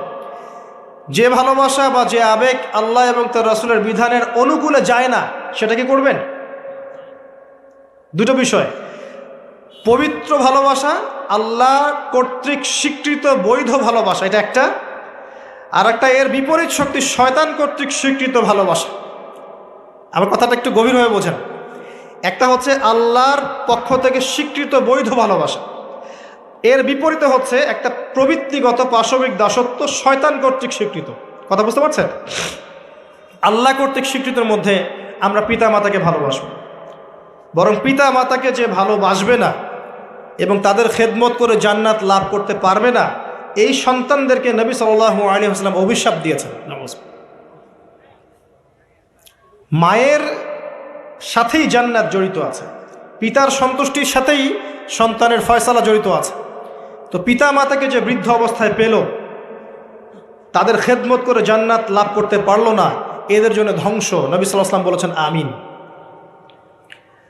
আমরা এখন একটা সমস্যা দেখতে পারি, অনেক পিতামাতা এসে অভিযোগ করে সন্তান খোঁজ খবর নেয় না, সন্তান ভালোবাসে না, সন্তান হক আদায় করে না। মনে রাখবেন, একজন পিতার একদিনের আত্মত্যাগ আর একজন মায়ের শুধু প্রসব বেদনা, এর হক সারা জীবন তাদের খেদমত করে আমরা শোধ করতে পারবো না। পিঠের চামড়া তুলে পাপোশ বানালেও মা বাবার ঋণ কখনো শোধ হবে না। হবে? কোন সন্তানরা এমন করছে? যেই সন্তানদেরকে পিতামাতারা আল্লাহকে চেনায় নেই, যেই সন্তানদেরকে পিতামাতা রাসূলকে চেনায় নাই, কোরআনকে চেনায় নাই, হাদিসকে চেনায় নাই, এই বাচ্চারাই কিন্তু এই কাজগুলো করছে। অতএব এখানে পিতামাতারও একটা দোষ আছে। সন্তান সন্ততিকে মানুষ করতে হতো আল্লাহ এবং তার রাসূলের আদর্শে মানুষ করতে হতো। যখন আমরা এই আদর্শে মানুষ না করে পশ্চিমা আদর্শে মানুষ করেছি, আপনার পিতা আপনার সন্তান তো আপনার খোঁজ নিবে না, স্বাভাবিক। এখানে উভয় পক্ষেই সমস্যা আছে। আমরা রিকোয়েস্ট করবো পিতামাতাদেরকে সন্তান সন্ততিদেরকে মানুষ করেন নবী সাল্লাল্লাহু আলাইহি ওয়াসাল্লামের সুন্নাহ মোতাবেক। এবং আমাদের যে জেনারেশন আমরা আছি, যারা যুবক আছি, আমাদের উচিত হবে এটা মনে রাখা যে আমরাও একদিন পিতামাতা হব। আজকে আমরা যা করছি আমাদের পিতামাতার সাথে, কালকে আমাদের সন্তানরাও কিন্তু আমাদের সাথে এটাই করবে, মনে রাখবেন। অতএব পিতামাতার হক আদায় করুন আল্লাহ এবং তার রাসূলের পরেই আপনার পিতামাতার হক। ওয়া ক্বাদা রাব্বুকা আল্লা তা'বুদা ইল্লা ইয়্যাহু ওয়া বিল ওয়ালিদাইনি ইহসানা ইম্মা ইয়াবলুগান্না ইনদাকা আল-কিবরা আহাদুহুমা আও কিলাহুমা ফালা তাকুল লাহুমা উফফিন ওয়া লা তানহারহুমা ওয়া কুল লাহুমা কাওলান কারীমা ওয়াহফিজ লাহুমা জানাহা আয-যুল্লি মিনার রাহমা ওয়া কুর রাব্বিরহামহুমা কামা রাব্বায়ানি সগীরা। এই দোয়াটা আমরা সবাই বেশি বেশি করব। আল্লাহ পাক তৌফিক দান করুন। এই ভালোবাসা বৈধ নয় কি? এটা বৈধ ভালোবাসা নয়? এই ভালোবাসলে আপনি নেকি পাবেন, আল্লাহ সন্তুষ্টি পাবেন ইনশাআল্লাহ। এবার আসেন সন্তানদেরকে ভালোবাসা, এটা বৈধ নয়? সন্তানদেরকে যদি এই উদ্দেশ্যে ভালোবাসি যে এই সন্তানরা বড় হয়ে আল্লাহর পথের দায়ী হবে, আলেম হবে, দ্বীনের খেদমত করবে, মানুষের কল্যাণ করবে, সুনাগরিক হবে, ভালো মানুষ হবে, এই সন্তান আমার জন্য সদকায়ে জারিয়ার মাধ্যম হবে না? হবে ইনশাআল্লাহ। এই সন্তানকে মানুষ করতে গিয়ে ভালোবাসা বৈধ, এর জন্য আপনি নেকি পাবেন ইনশাআল্লাহ তাআলা। বোনকে ভালোবাসেন না? বোনের ইজ্জত সম্মানের জন্য জীবন দিতে প্রস্তুত হন না? এটা ভালোবাসা বৈধ নয় কি? বৈধ। মেয়েকে ভালোবাসেন না? মেয়ের ভালোবাসার জন্যে মেয়ে একটা কিছু চেয়েছে, আপনার সামর্থ্য না থাকলেও বেতনের টাকা জমিয়ে হলেও তাকে দেন না? এটা ভালোবাসা বৈধ নয়? নবী সাল্লাল্লাহু আলাইহি ওয়াসাল্লাম তার মেয়ে ফাতিমা রাদিয়াল্লাহু আনহাকে ভালোবাসতেন না? কলিজার টুকরা ছিলেন না? তিনি তার স্ত্রীদেরকে ভালোবাসতেন না?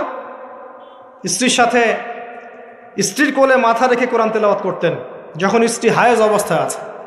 স্ত্রীর সাথে দৌড় প্রতিযোগিতা করেছেন, স্ত্রীর সাথে চাঁদ দেখেছেন। যেখানে স্ত্রী কামড় দিয়েছে ওই গোষ্ঠের টুকরা সেখানে তিনি কামড় দিয়েছেন। নবী করিম সাল্লাল্লাহু আলাইহি ওয়াসাল্লাম স্ত্রীদেরকে ভালোবাসেন নাই? এটাও সুন্নাহ, এটার জন্য নেকি পাবেন। সন্তানদেরকে ভালোবাসলে নেকি পাবেন। কোরআনে এবং হাদিসে অনেক দলিল আছে। কিন্তু ওই যে নূহ আলাইহিস সালামের কথা মনে আছে? তার সন্তান যে কাফের অবস্থায় ডুবে মরল, মনে আছে? তারপরেও আল্লাহর কাছে দোয়া করছেন, আল্লাহ আমার পরিবার তাকে মাফ করে দাও। আল্লাহ পাক ধমক দিয়ে বলছেন, লাইসা মিন আহলিক, সে তোমার পরিবারের কেউ না। আম কুনতুম শুহাদা ইয হাদারা ইয়াকুব আল মাউত, ইয়াকুব আলাইহিস সালামের কথা মনে আছে? যখন তিনি মারা যাচ্ছেন তিনি বলছেন সন্তানদেরকে ডেকে, মা তা'বুদুনা মিন বা'দি, আমার পরে কার ইবাদত করবে তোমরা? সন্তানকে ভালোবাসা নিদর্শন নয় এগুলা? লোকমান হাকিম তার সন্তানকে বোঝাচ্ছেন, ইয়া বুনাই লা তুশরিক বিল্লাহ, শিরিক করো না, শিরিক সবচেয়ে বড় জুলুম। নামাজ কায়েম করো, সৎ কাজের আদেশ করো, অসৎ কাজে নিষেধ করো। সন্তানকে ভালোবাসা নয়? ইউসুফ আলাইহিস সালামের পিতা সন্তানকে ভালোবাসতেন না? আমরা তো সূরা ইউসুফকে মনে করি ইউসুফ জুলাইখার গল্প, তাই না? এটা ইউসুফ আর জুলাইখার প্রেম কাহিনী নয়। সূরা ইউসুফ তার পিতার সাথে তার ছেলের প্রেম কাহিনী। ভালো করে সূরা ইউসুফ বোঝেন। সূরা ইউসুফ পিতার সাথে সন্তানের মহব্বতের কাহিনী। ভালো করে পড়তে শেখেন আর বুঝতে শেখেন। যখন তিনি কাঁদতে কাঁদতে অন্ধ হয়ে গেছেন ছেলের জন্যে, ইয়াকুব আলাইহিস সালাম কাঁদতে কাঁদতে ছেলের জন্য অন্ধ হয়ে গেছেন, প্রায় চোখ নষ্ট হয়ে গেছে। ইউসুফ আলাইহিস সালাম তার একটা রুমাল বা কাপড়ের টুকরা পাঠালেন হাদিয়া, মনে আছে? আসছে কাপড়, আর তার বাবা যোজন যোজন দূর থেকে বলছেন যে আমি ইউসুফের গন্ধ পাচ্ছি এখান থেকে। কি ভালোবাসা না? কোরআনে অনেক। মূসা আলাইহিস সালামের মা, আল্লাহ পাক বলেন মূসা আলাইহিস সালামকে ভাসিয়ে দিতে, বাচ্চা মূসা সিন্ধুকে ভাসাতে তার হৃদয়টা ব্যাকুল হয়ে যাচ্ছে। আল্লাহ পাক তার কলবটা শান্ত করলেন, ওয়াহি করলেন, ভাসিয়ে দাও। ওই বাচ্চাকে তুলে নিল ফেরাউনের স্ত্রী, সেখানে লালিত পালিত হতে থাকলো সন্তান। মূসা আলাইহিস সালামের বোন পিছু পিছু ধাওয়া করলো, তারপরে বলল, আমি কি এমন কারো খবর দিব যে এই বাচ্চাকে দুধ পান করাবে? পরে এই বাচ্চাকে তার মায়ের কাছে আল্লাহ পাক ফিরিয়ে দিলেন, দেখছেন? এবং যখন আয়াতটা কি জানি, ওয়ারাজআনাকা ইলা উম্মিক কাই তাকাররা আইনুহা ওয়ালা তাহজান, এটা আমি মূসা তোমাকে ফিরিয়ে দিয়েছিলাম তোমার মায়ের কাছে, যাতে তোমার মা তোমাকে পেয়ে তার চক্ষু শীতল করতে পারে। ভালোবাসা না? কোরআন হাদিস ঘাটতে থাকেন, দেখেন বৈধ ভালোবাসার কত নিদর্শন আছে, এবং এগুলো বৈধ, এগুলোতে আপনি নেকি পাবেন। বাবার প্রতি ভালোবাসা, সন্তানের প্রতি ভালোবাসা, আপনার স্ত্রী সন্তানের প্রতি ভালোবাসা, আপনার স্ত্রীর প্রতি, আপনার প্রতিবেশীর প্রতি আত্মীয়তার হক রক্ষা করলে, আপনি দেশের খেদমত করলে, জাতিকে ভালোবাসলে আপনি নেকি পাবেন। কল্যাণে কাজ করলে নেকি পাবেন ইনশাআল্লাহ। এবার এর বিপরীতে শয়তান, শোনেন লাস্ট অংশ, এর বিপরীতে শয়তান চেয়েছে কি, যাতে করে আদম সন্তানদেরকে জাহান্নামে নিয়ে যেতে পারে। এই জন্য পবিত্র ডিভাইন বৈধ ভালোবাসার বিপরীতে সে কিছু প্রবৃত্তিগত চাওয়া দিয়েছে আপনাকে, প্রবৃত্তিগত আবেগ, কিছু অনুভূতি, কিছু পাশবিক দাসত্ব দিয়েছে। যদি আপনি এই অবৈধ পথে পা বাড়ান, তাহলে এই ভালোবাসাগুলোর বিনিময়ে কোনো নেকি তো হবেই না, বরং আপনার জাহান্নামের ফয়সালা হয়ে যাবে। নাউযুবিল্লাহ। শয়তান দুরকম, মানুষ শয়তান, জিন শয়তান। এর পাশাপাশি আছে শেষ জামানার সবচেয়ে বড় ফিতনা এবং তার অনুসারীরা। সব কিছু মিলে তারা আপনার সামনে কয়েকটা টোপ দিয়ে দিয়েছে। এক নাম্বার, আপনাকে দিয়েছে দুনিয়ার প্রতি ভালোবাসা। এক নাম্বার, দুনিয়ার প্রতি ভালোবাসা। যে দুনিয়াকে ভালোবাসবে সে হালাক হয়ে যাবে। যার কলবের মধ্যে দুনিয়ার প্রতি আসক্তি আর ভালোবাসা আছে, সে কখনো 100% মন দিয়ে আল্লাহর ইবাদত করতে পারবে না। এক নাম্বার, বেঁচে থাকতে হবে কি থেকে? দুনিয়ার প্রতি আসক্তি, ভালোবাসা থেকে। এটা 1 নাম্বার। 2 নাম্বার, অর্থ সম্পদ এগুলোর প্রতি ভালোবাসা, মোহ। আলহাকুমুত তাকাসুর হাত্তা যুরতুমুল মাকাবির কাল্লা সাউফা তা'লামুন সুম্মা কাল্লা সাউফা তা'লামুন। সূরাটা তো আমার চেয়ে আপনারা ভালো জানেন। শেষে কি আছে? সুম্মা লা তুসআলুন্না ইয়াওমাইযিন আনিন নাঈম। যে টাকা পয়সার প্রতি ভালোবাসা শয়তান ঢুকিয়েছে। আরও ঢুকিয়েছে শয়তান মাদকের প্রতি ভালোবাসা, মাদকের প্রতি আসক্তি, ভালো লাগে মাদক খেতে, একটা ভালোবাসা কাজ করে। ঢুকিয়েছে মিউজিকের প্রতি ভালোবাসা, হারাম মিউজিকের প্রতি ভালোবাসা, ভালো লাগে, মন নাকি শান্ত হয়। আর সবচেয়ে ডেঞ্জারাস যেটা ঢুকিয়েছে সেটা হচ্ছে এমন মেয়ের প্রতি আসক্তি, এমন নারীর প্রতি আসক্তি যে আসক্তিটা আল্লাহ পাক হালাল করেন নাই, অর্থাৎ গায়রে মাহরাম মেয়ের প্রতি আসক্তি। এটা 1 নাম্বার। কারণ আল্লাহ পাক সূরা আলে ইমরানে বলেছেন যুয়্যিনা লিন-নাস হুব্বুশ শাহাওয়াতি মিনান নিসা। যে কয়টা বিষয়ের প্রতি মানুষের আসক্তি থাকে তার প্রথমটা হচ্ছে নিসা বা মহিলা, পরে অন্য টাকা পয়সা, ধন দৌলত, সোনা চাঁদি এগুলো পড়ে। আর এটাকে শয়তান সবচেয়ে বড় অস্ত্র হিসাবে ইউজ করেছে। মনে করে দেখেন, যত বড় বড় সম্প্রদায় ছিল এদের প্রধান প্রধান ফিতনাগুলো ছিল নারী কেন্দ্রিক। এমনকি নবীজি বলেছেন বনু ইসরাইলের মধ্যে প্রথম ফিতনা হয়েছে কি কেন্দ্রিক? নারী কেন্দ্রিক। আর আমি আমার উম্মতের মধ্যে নারীর চেয়ে বড় কোনো ভয়ঙ্কর ফিতনা ছেড়ে যাচ্ছি না।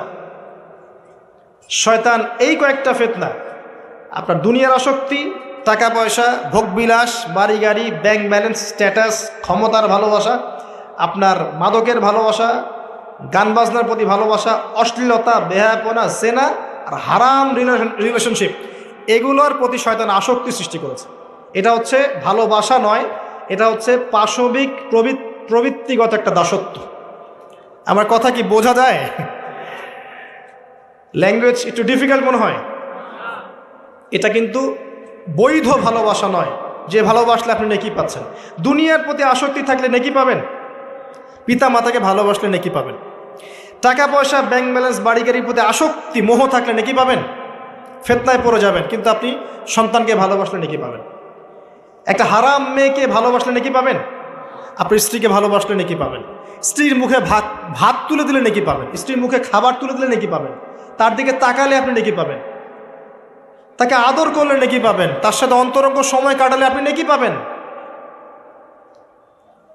আপনি মাদক, এই যে গান বাজনা, পর্নোগ্রাফি, মানে ক্ষমতার দাপট, এই বিষয়গুলোকে ভালোবাসলে নাকি পাবেন, নাকি মায়ের সেবা করলে নাকি পাবেন? বৈধ ভালোবাসা, অবৈধ আসক্তি। এখন এই অবৈধ আসক্তিগুলোর মধ্যে একটা হচ্ছে হারাম মেয়েদের প্রতি ভালোবাসা, যেটা এখন এই মুসলিম সমাজের মহামারী বলা যায়। অন্য পয়েন্টসগুলো আজকে আমি বলার সময় পাচ্ছি না। এগুলো নিয়ে অনেকদিন বলেওছি, ইনশাল্লাহ আগামীতে বলবো। দুনিয়া, মাদক, অন্যান্য বিষয়গুলো পরে টাচ করবো ইনশাল্লাহ। আজকে যে বিষয়টা নিয়ে কথা বলার বেশি দরকার, যেহেতু আগামীতে একটা সময় আসছে যখন এই বিষয়টাকে নিয়ে মানুষ বেশি পাপে লিপ্ত হবে, এই জন্য বলছি। এটা হচ্ছে হারাম ভালোবাসা, আল্লাহ পাক বৈধ করেননি।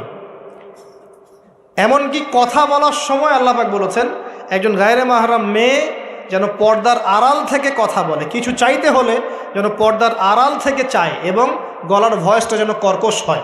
আল্লাহ লিমিটেশনগুলো দেখেন আর বাস্তবতা দেখেন। আল্লাহ পাকের লিমিটেশন হচ্ছে এরকম যে একজন মেয়ে যে আমার স্ত্রী নয়, তার সাথে আপনি ফোনে কথা বলতে পারবেন না, প্রেমালাপ করতে পারবেন না, আপনি তার দিকে কামনার দৃষ্টিতে তাকাতে পারবেন না, আপনি তাকে স্পর্শ করতে পারবেন না, তার সাথে নির্জনে কোথাও সময় কাটাতে পারবেন না। আল্লাহর বাইন্ডিংসগুলো দেখেন। একজন নারীর সাথে ফোনে কথা বললেই কিন্তু সেক্সুয়াল সম্পর্ক হয় না, হয়। একজন গায়রে মাহরাম মেয়ের সাথে যদি আপনি বসে কফি খান তাহলে কিন্তু যৌন সম্পর্ক স্থাপিত হয়নি, এখন হয়। তারপরেও আল্লাহ রাব্বুল আলামিন বলছেন ওয়ালা তাকরাবু জিনা, এটার নাম আল্লাহ দিয়েছেন জিনা, আর বলছেন করো না এমনটা নয়, বরং ধার কাছেও যেও না। মানে একটা সীমারেখা দেয়া আছে, একটা মাঠ, এর চারপাশে একটা বাউন্ডারি দেয়া আছে, বাউন্ডারি পর্যন্ত। আল্লাহ বলছেন মাঠে ঢুকো না, এমনটা বলছেন না। আল্লাহ বলছেন মাঠের বাউন্ডারির কাছেও যেও না। কথা বুঝতে পারছেন? ফল খেও না, না ওয়ালা তাকরাবা হাদিহি শাজারা, এই গাছটার কাছেও যেও না। মিলাতে পারছি, আমি বুঝতে পারছি? আদম এবং হাওয়া আলাইহিস সালাম এই গাছের ফল খেও না, এমন কথা ছিল না। কথা ছিল এই গাছের কাছেও যেও না। একই কথা আল্লাহ বলছেন জেনা করো না নয়, ওয়ালা তাকরাবু জেনা, জেনার কাছেও যেও না। এখন এটা হচ্ছে আল্লাহর নিষেধাজ্ঞার একটা বাইন্ডিংস, লস, একটা একটা পিলার, একটা বাউন্ডারি। আর আপনি বাস্তবতা দেখবেন ভিন্ন, যে গায়রে মাহরাম ছেলে মেয়ে এরা অ্যাডাল্ট, এদের যৌন চাহিদা আছে, সেক্সুয়াল চাহিদা আছে, একে অপরের সাথে কোনো মাহরামের সম্পর্ক নাই। এরা পড়াশোনার নামেই হোক, চাকরি বাকরির নামেই হোক, ভ্যালেন্টাইন্সের নামেই হোক, যে কোনো নামেই হোক, এরা একে অপরের সাথে মিলেমিশে একাকার। এরা কথা বলছে, কথা বলার পরে আরও কাছে যাচ্ছে, ভালোবাসার প্রণয় বিনিময় করছে, এক পর্যায়ে কফি খাচ্ছে, ডেটিংয়ে যাচ্ছে, ঘুরছে ফিরছে, এই করতে করতে করতে এক পর্যায়ে তারা হারাম জেনায় লিপ্ত হয়ে গেল, বিছানায় চলে গেল। এই সম্পর্কের পর দেখা যায় সম্পর্ক ব্রেকআপ, শেষ। এবং এই ঘটনাগুলোর নাম দিচ্ছি আমরা কাছে আসার গল্প। কার কাছে? যার কাছে আল্লাহ যেতেও নিষেধ করেছেন, ওয়ালা তাকরাবু জিনা। আর আমরা বলছি না, কাছে আসারই তো গল্প। কাছে আসার গল্প হতে পারে মায়ের সাথে, মায়ের কাছে আসার গল্প হতে পারে, স্ত্রীর কাছে আসার গল্প হতে পারে, আমার সন্তানের কাছে আসার গল্প হতে পারে, দেশের কাছে আসার গল্প হতে পারে। কিন্তু হারাম জেনার কাছে আসার কোনো গল্প হতে পারে না। কি হতে পারে? জাহান্নামের উপন্যাস হতে পারে। কি হতে পারে? জাহান্নামের আমল নামার একটা উপন্যাস হতে পারে। উপন্যাস বোঝেন না? আল্লাহ পাক এই যে কিয়ামতের মাঠে আমল নামা ছুঁড়ে দিবেন, ছুঁড়ে দিয়ে আমল নামায় ঘুরতে থাকবে, কারো ডান হাতে কারো বাম হাতে। যার হাতে আমল নামা আসুক না কেন, যে হাতে আসুক না কেন, আল্লাহ পাক সবাইকে একটা কথা বলবেন, ইকরা কিতাবাক, তুমি তোমার কিতাব পড়ো, কাফা বিনাফসিকা আল-ইয়াওমা আলাইকা হাসিবা, আজকে তুমি তোমার হিসাব নেওয়ার জন্য যথেষ্ট।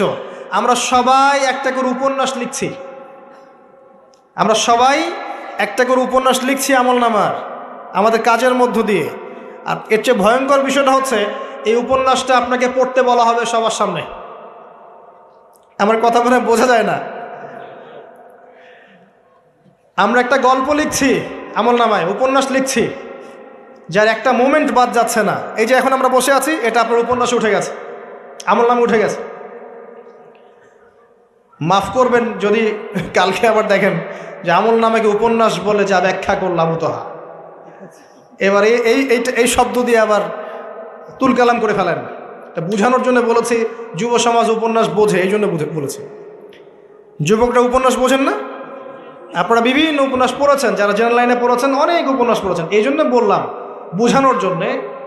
আমলনামা কখনো উপন্যাস নয় যে আপনি আর আমি একটা উপন্যাস লিখছি, নিজের গল্প নিজেই লিখছি, নিজের কাজের মধ্য দিয়ে নিজের উপন্যাস নিজেই লিখছি। এবং এটার মধ্যে সবচেয়ে ভয়ঙ্কর কথা হচ্ছে, এইটা সবার সামনে আমাকে পড়ে শোনাতে হবে। আমরা কি পারবো? এই জেনা, এই মাদক, এই পর্নোগ্রাফি, হারাম, জুয়া, ক্যাসিনো, অন্যায়, অত্যাচার, বেনামাজি, দুর্নীতি, ঘুষ, সুদ, এইগুলোর সব কথা সবার সামনে পড়ে শোনাতে আমরা কি পারবো আদৌ? আমরা কি প্রস্তুত? পড়তে কিন্তু হবেই ভাই, সবাইকে পড়তে হবে। আলেম, জালেম, কাফের, মুশরিক, মুনাফিক সবাইকে পড়তে হবে।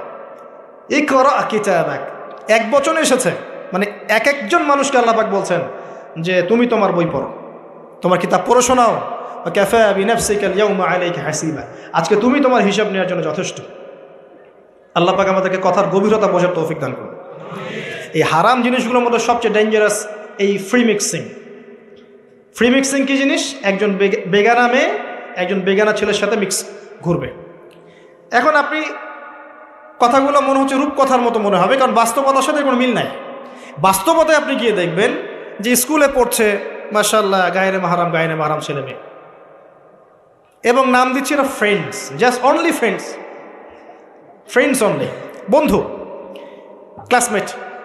কিন্তু এর বয়স মাশাআল্লাহ 16, এর বয়সও 20, বা এর বয়সও 15, এর বয়স 18।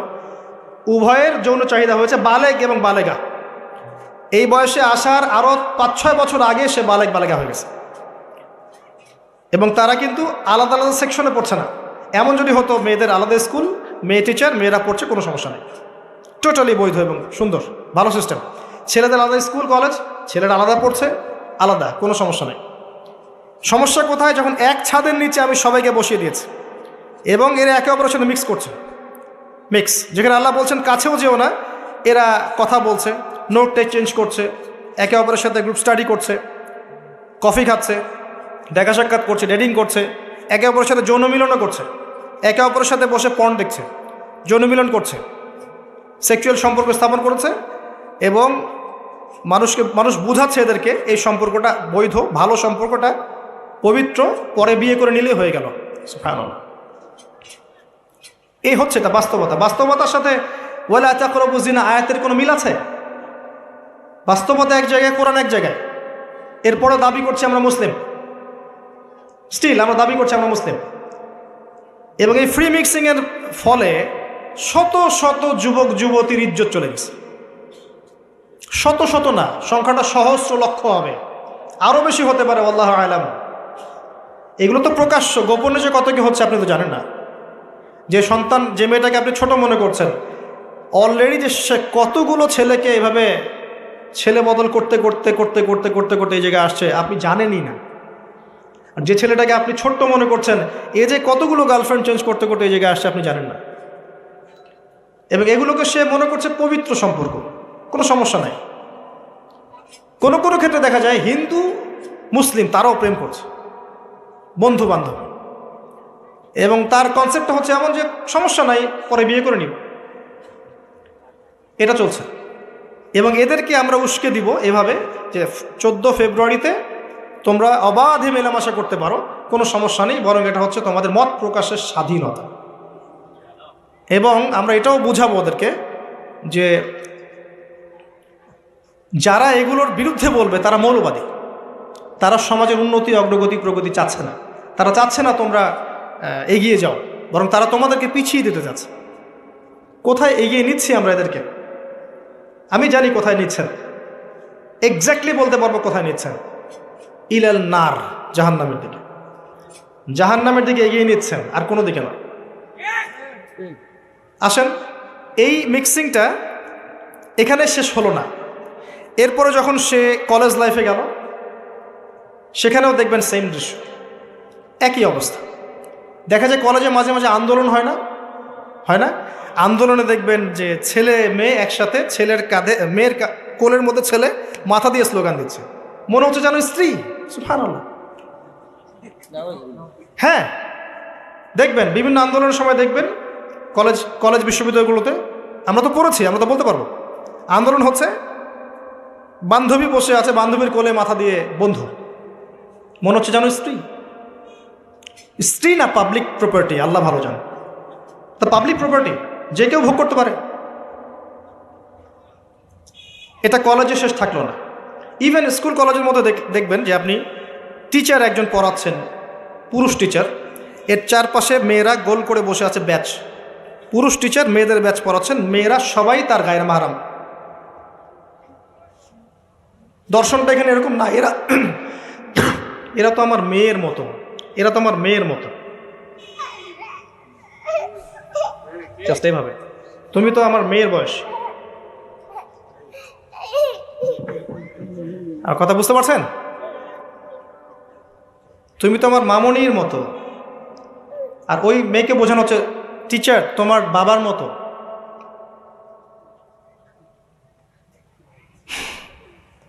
একটা পুরুষ টিচার, চারপাশে মহিলা, মেয়েরা বসে আছে, সবাই অ্যাডাল্ট, সবার সাথে তার বিয়ে জায়েজ, সবার সাথে তার বিয়ে শরীয়ত সম্মতভাবে জায়েজ।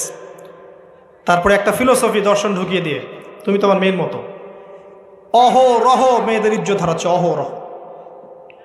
আপনারা সেকুলার পত্রিকাগুলো এবং মিডিয়াগুলো ঘাঁটতে থাকেন, দেখেন কি পরিমাণে ছাত্রীদেরকে টিজিংটা বেড়েছে, কি পরিমাণে বেড়েছে। এমন অনেক ছাত্রী আছে, আমি বিভিন্ন রাষ্ট্রের নিউজ দেখি যে টিচাররা, একটা স্কুলের টিচাররা মিলে প্রাইমারি স্কুল থেকে শুরু করে হাই স্কুল পর্যন্ত অসংখ্য ছাত্রীকে রেপ করেছে, ভিডিও ধারণ করেছে। এখানে মহিলা টিচাররা ইনভলভ ছিলেন, এমনও নিউজ এসেছে। এবং অ্যাসিড দিয়ে মুখ ঝলসে দেওয়ার ভয় দেখিয়ে কাজ করা হয়েছে দীর্ঘদিন ধরে। ভয়ে মেয়েরা কিছু বলতে পারে নাই। আবার সেদিন একটা রেপিস্টেড ক্রাইম দেখলাম, র্যাব ধরেছে। র্যাবের অফিসার যিনি ব্রিফ করছেন তিনিও অবাক, যে আমরা অবাক হয়ে গেছি এর ঘটনা দেখে। সে রেপিস্ট কিন্তু মুসলিম না, ভাগ্যিস সে অন্য ধর্মের না। যদি মুসলিম হতো তাহলে এটা নিয়ে আবার প্রচারণা শুরু হয়ে যেত। আমি তার ধর্মের নাম বলবো না, আমি জানি তার ধর্ম এটা শিক্ষা দেয় না। যেভাবে ইসলাম এটা শিক্ষা দেয় না, অন্য ধর্ম এটা শিক্ষা দেয়। সে কি করেছে, রেপ করার পরে মেয়ে যেন গর্ভবতী না হয় সে সেভাবে তার শারীরিক একটা মানে মেডিকেল ট্রিটমেন্ট করিয়েছে। আমি জানি না, আসলে আমি এইসব বিষয়ে খুব একটা ভালো জানি না। এমন কিছু পদ্ধতি এখন নাকি বের হয়েছে যে যৌন সম্পর্ক স্থাপন করলেও কনসেপ্ট করবে না, ছেলে তার মধ্যে সেটা করিয়েছে, যাতে সে গণহারে রেপ করতে পারে একটার পর একটা, কেউ প্রেগনেন্ট না হয়। র্যাবের অফিসার ব্রিফ করছেন, দেখেন ভিডিও, ফ্রি মিক্সিং। যেখানে যাবেন, কলেজে আপনি যাবেন, আবার দেখবেন কখনো কখনো যে ছেলেদের ব্যাচ পড়াচ্ছে মহিলা টিচার, ছেলেদের ব্যাচ মহিলা টিচার। তুমি তো আমার ছেলের মতো, আর তাকে শেখানো হচ্ছে যে সে তো তার মায়ের মতো। আবার আমাদের ঢাকা শহর অত্যাধুনিক যে প্রতিষ্ঠানগুলো আছে সেখানে গিয়ে দেখবেন যে ফর্মাল ড্রেসে মিস ক্লাস নিচ্ছে, formal dress, shirt pant tie. আবার বিভিন্ন জায়গায় গিয়ে দেখবেন মহিলারা এভাবে শার্ট প্যান্ট গেঞ্জি জিন্স পরে ঘুরে বেড়াচ্ছে, শপিং মলসে, এয়ারপোর্টে, ওইখানে এইখানে সব জায়গায় চারপাশে। এটা তো ফ্রি মিক্সিংয়ের সাথে আরেকটা পাপ হলো কি, নবী সাল্লাল্লাহু আলাইহি ওয়াসাল্লাম বলেছিলেন যে শেষ জামানে এক শ্রেণী মেয়ে বের হবে যারা কাপড় পরেও নগ্ন থাকবে। এরা সেই ক্যাটাগরির যাদের ব্যাপারে আল্লাহ রাসূল বলেছেন তারা জান্নাতে যাবেও না, জান্নাতের গন্ধ পাবে না। শুধু ফ্রি মিক্সিংটাই সমস্যা না, এবং এটা শুধু স্কুল এবং কলেজে সীমাবদ্ধ নেই, চাকরির ক্ষেত্রেও দেখবেন সেই অফিসের বসের হাতে অনেক মেয়ে নির্যাতিত হয়েছে। বেতন বেশি দেওয়ার কথা বলে, প্রমোশন দেওয়ার কথা বলে। আর মেয়েরা তো একটু অবলা জাতি হয়, তারা একটু অবলা হয়, তাদেরকে একটু মায়া মহব্বত বেশি থাকে, ইমোশনটা বেশি থাকে, তারা খুব বেশি কনভিন্স হয়ে যেতে পারে। ভালো স্বপ্ন দেখিয়ে, রঙিন রঙিন স্বপ্ন দেখিয়ে তাদের কত মানুষ ইজ্জত নষ্ট করে ফেলেছে আল্লাহ ভালো জানেন। এরপরেও দেখবেন, এই সমস্যার পরেও দেখবেন তার উপরে আবার আছে পর্নোগ্রাফি। মানে মানুষ রাতের বেলা শুয়ে শুয়ে নগ্ন মুভিজ দেখছে আর দেখছে, দেখছে আর দেখছে। এটাকে উপরের লেভেল থেকে বন্ধ করার কোনো প্রয়াস নেওয়া হয়নি এখন পর্যন্ত। এমন অনেক কান্ট্রি আছে এই বিশ্বের মধ্যে যারা কিন্তু ইন্টারনেট সেকশনটাকে নিয়ন্ত্রণ করে। সব সাইট আমার দেশে চলতে পারবে না। ইভেন আমরা যে হারে ফেসবুক চালাই, চাইনিজরা কিন্তু এভাবে চালায় না। ওদের সামাজিক যোগাযোগ আলাদা মাধ্যম আছে, জানেন, সব জায়গায় একটা রেস্ট্রিক্টেড ব্যবস্থা আছে। পর্নোগ্রাফি যেগুলো দিয়ে ব্লু ফিল্মস দেখানো হয় সারা দেশের মানুষকে, একটা জাতির মানুষকে, এটা তো অ্যাটলিস্ট বন্ধ করা যেত। আর এটা বন্ধ করাটা তো নিঃসন্দেহে কোনো মৌলবাদী কাজ নয়, সন্ত্রাসী কাজ নয়, জঙ্গিবাদী কাজ নয়, তাই কি? এটা যখন আপনি দেখছেন সারাদিন ধরে, সারা রাত ধরে, এই ছেলেপেলেটা ম্যাক্সিমামই আসক্ত এগুলোতে। ইভেন এখন মেয়েরাও এগুলো দেখে। আপনি সেকুলার মিডিয়াগুলো রিপোর্টগুলো দেখেন, তারাই বলছে এগুলো। স্কুলে গিয়ে মেয়েদের ইন্টারভিউ নিচ্ছে, তোমরা কি এটা দেখো? মেয়েরা বলছে যে হ্যাঁ আমরাও দেখি, আমরাও কথাবার্তা বলি যে নতুন একটা আইটেম আসছে, এটা দেখ, এভাবে তারা কথা বলছে বসে ক্লাসের মধ্যে। তো যখন ছেলে মেয়েরা এগুলো অবাধে দেখবে, যুবক যুবতী কিশোর কিশোরীরা, এরপরে আবার ফ্রি মিক্সিং, তার উপরে আবার বেহায়াপনা, নগ্নতা, পোশাক আশাকের পর্দার বালাই নাই, তখন আপনি চিন্তা করেন সমাজটা কি হইতে পারে। আবার এগুলোকে আমরা দিবসের মধ্য দিয়ে উৎসাহিত করছি কাছে আসার গল্প, আসো আরো জানা করো। কোথায় ইসলাম আর কোথায় কোরআন আর কোথায় সেই পর্দার, কোথায় কি? আর ওই যে দেখেন একটা মেয়ে মুস্কান, ও তার নিকাব খুলবে না, 200-300 কুকুরের সামনে বলছে আল্লাহু আকবার। তো জান্নাত আসলে কাদের জন্য? এই অবস্থায় যদি আমরা কেউ খাস পর্দা করছি, এখন যারা আবার খাস পর্দা করছি তাদেরকে আবার বাঁকা চোখে তাকানো হচ্ছে। আবার কাউন্টার, এমনি তো চলছে এগুলো, আরও উপর আবার কাউন্টার। মানে একটা জায়গা বাকি রাখছে না শয়তান আপনাকে ফিতনায় ফেলার জন্য। এই অবস্থায় কেউ যদি পর্দা করতে যায়, ওকে আবার বাঁকা চোখে তাকানো হচ্ছে, এ তো ভালো সুবিধার মনে হচ্ছে না, তোমার বোরখার নিচে কি বোমটম আছে নাকি? সাইকোলজিক্যাল আক্রমণ।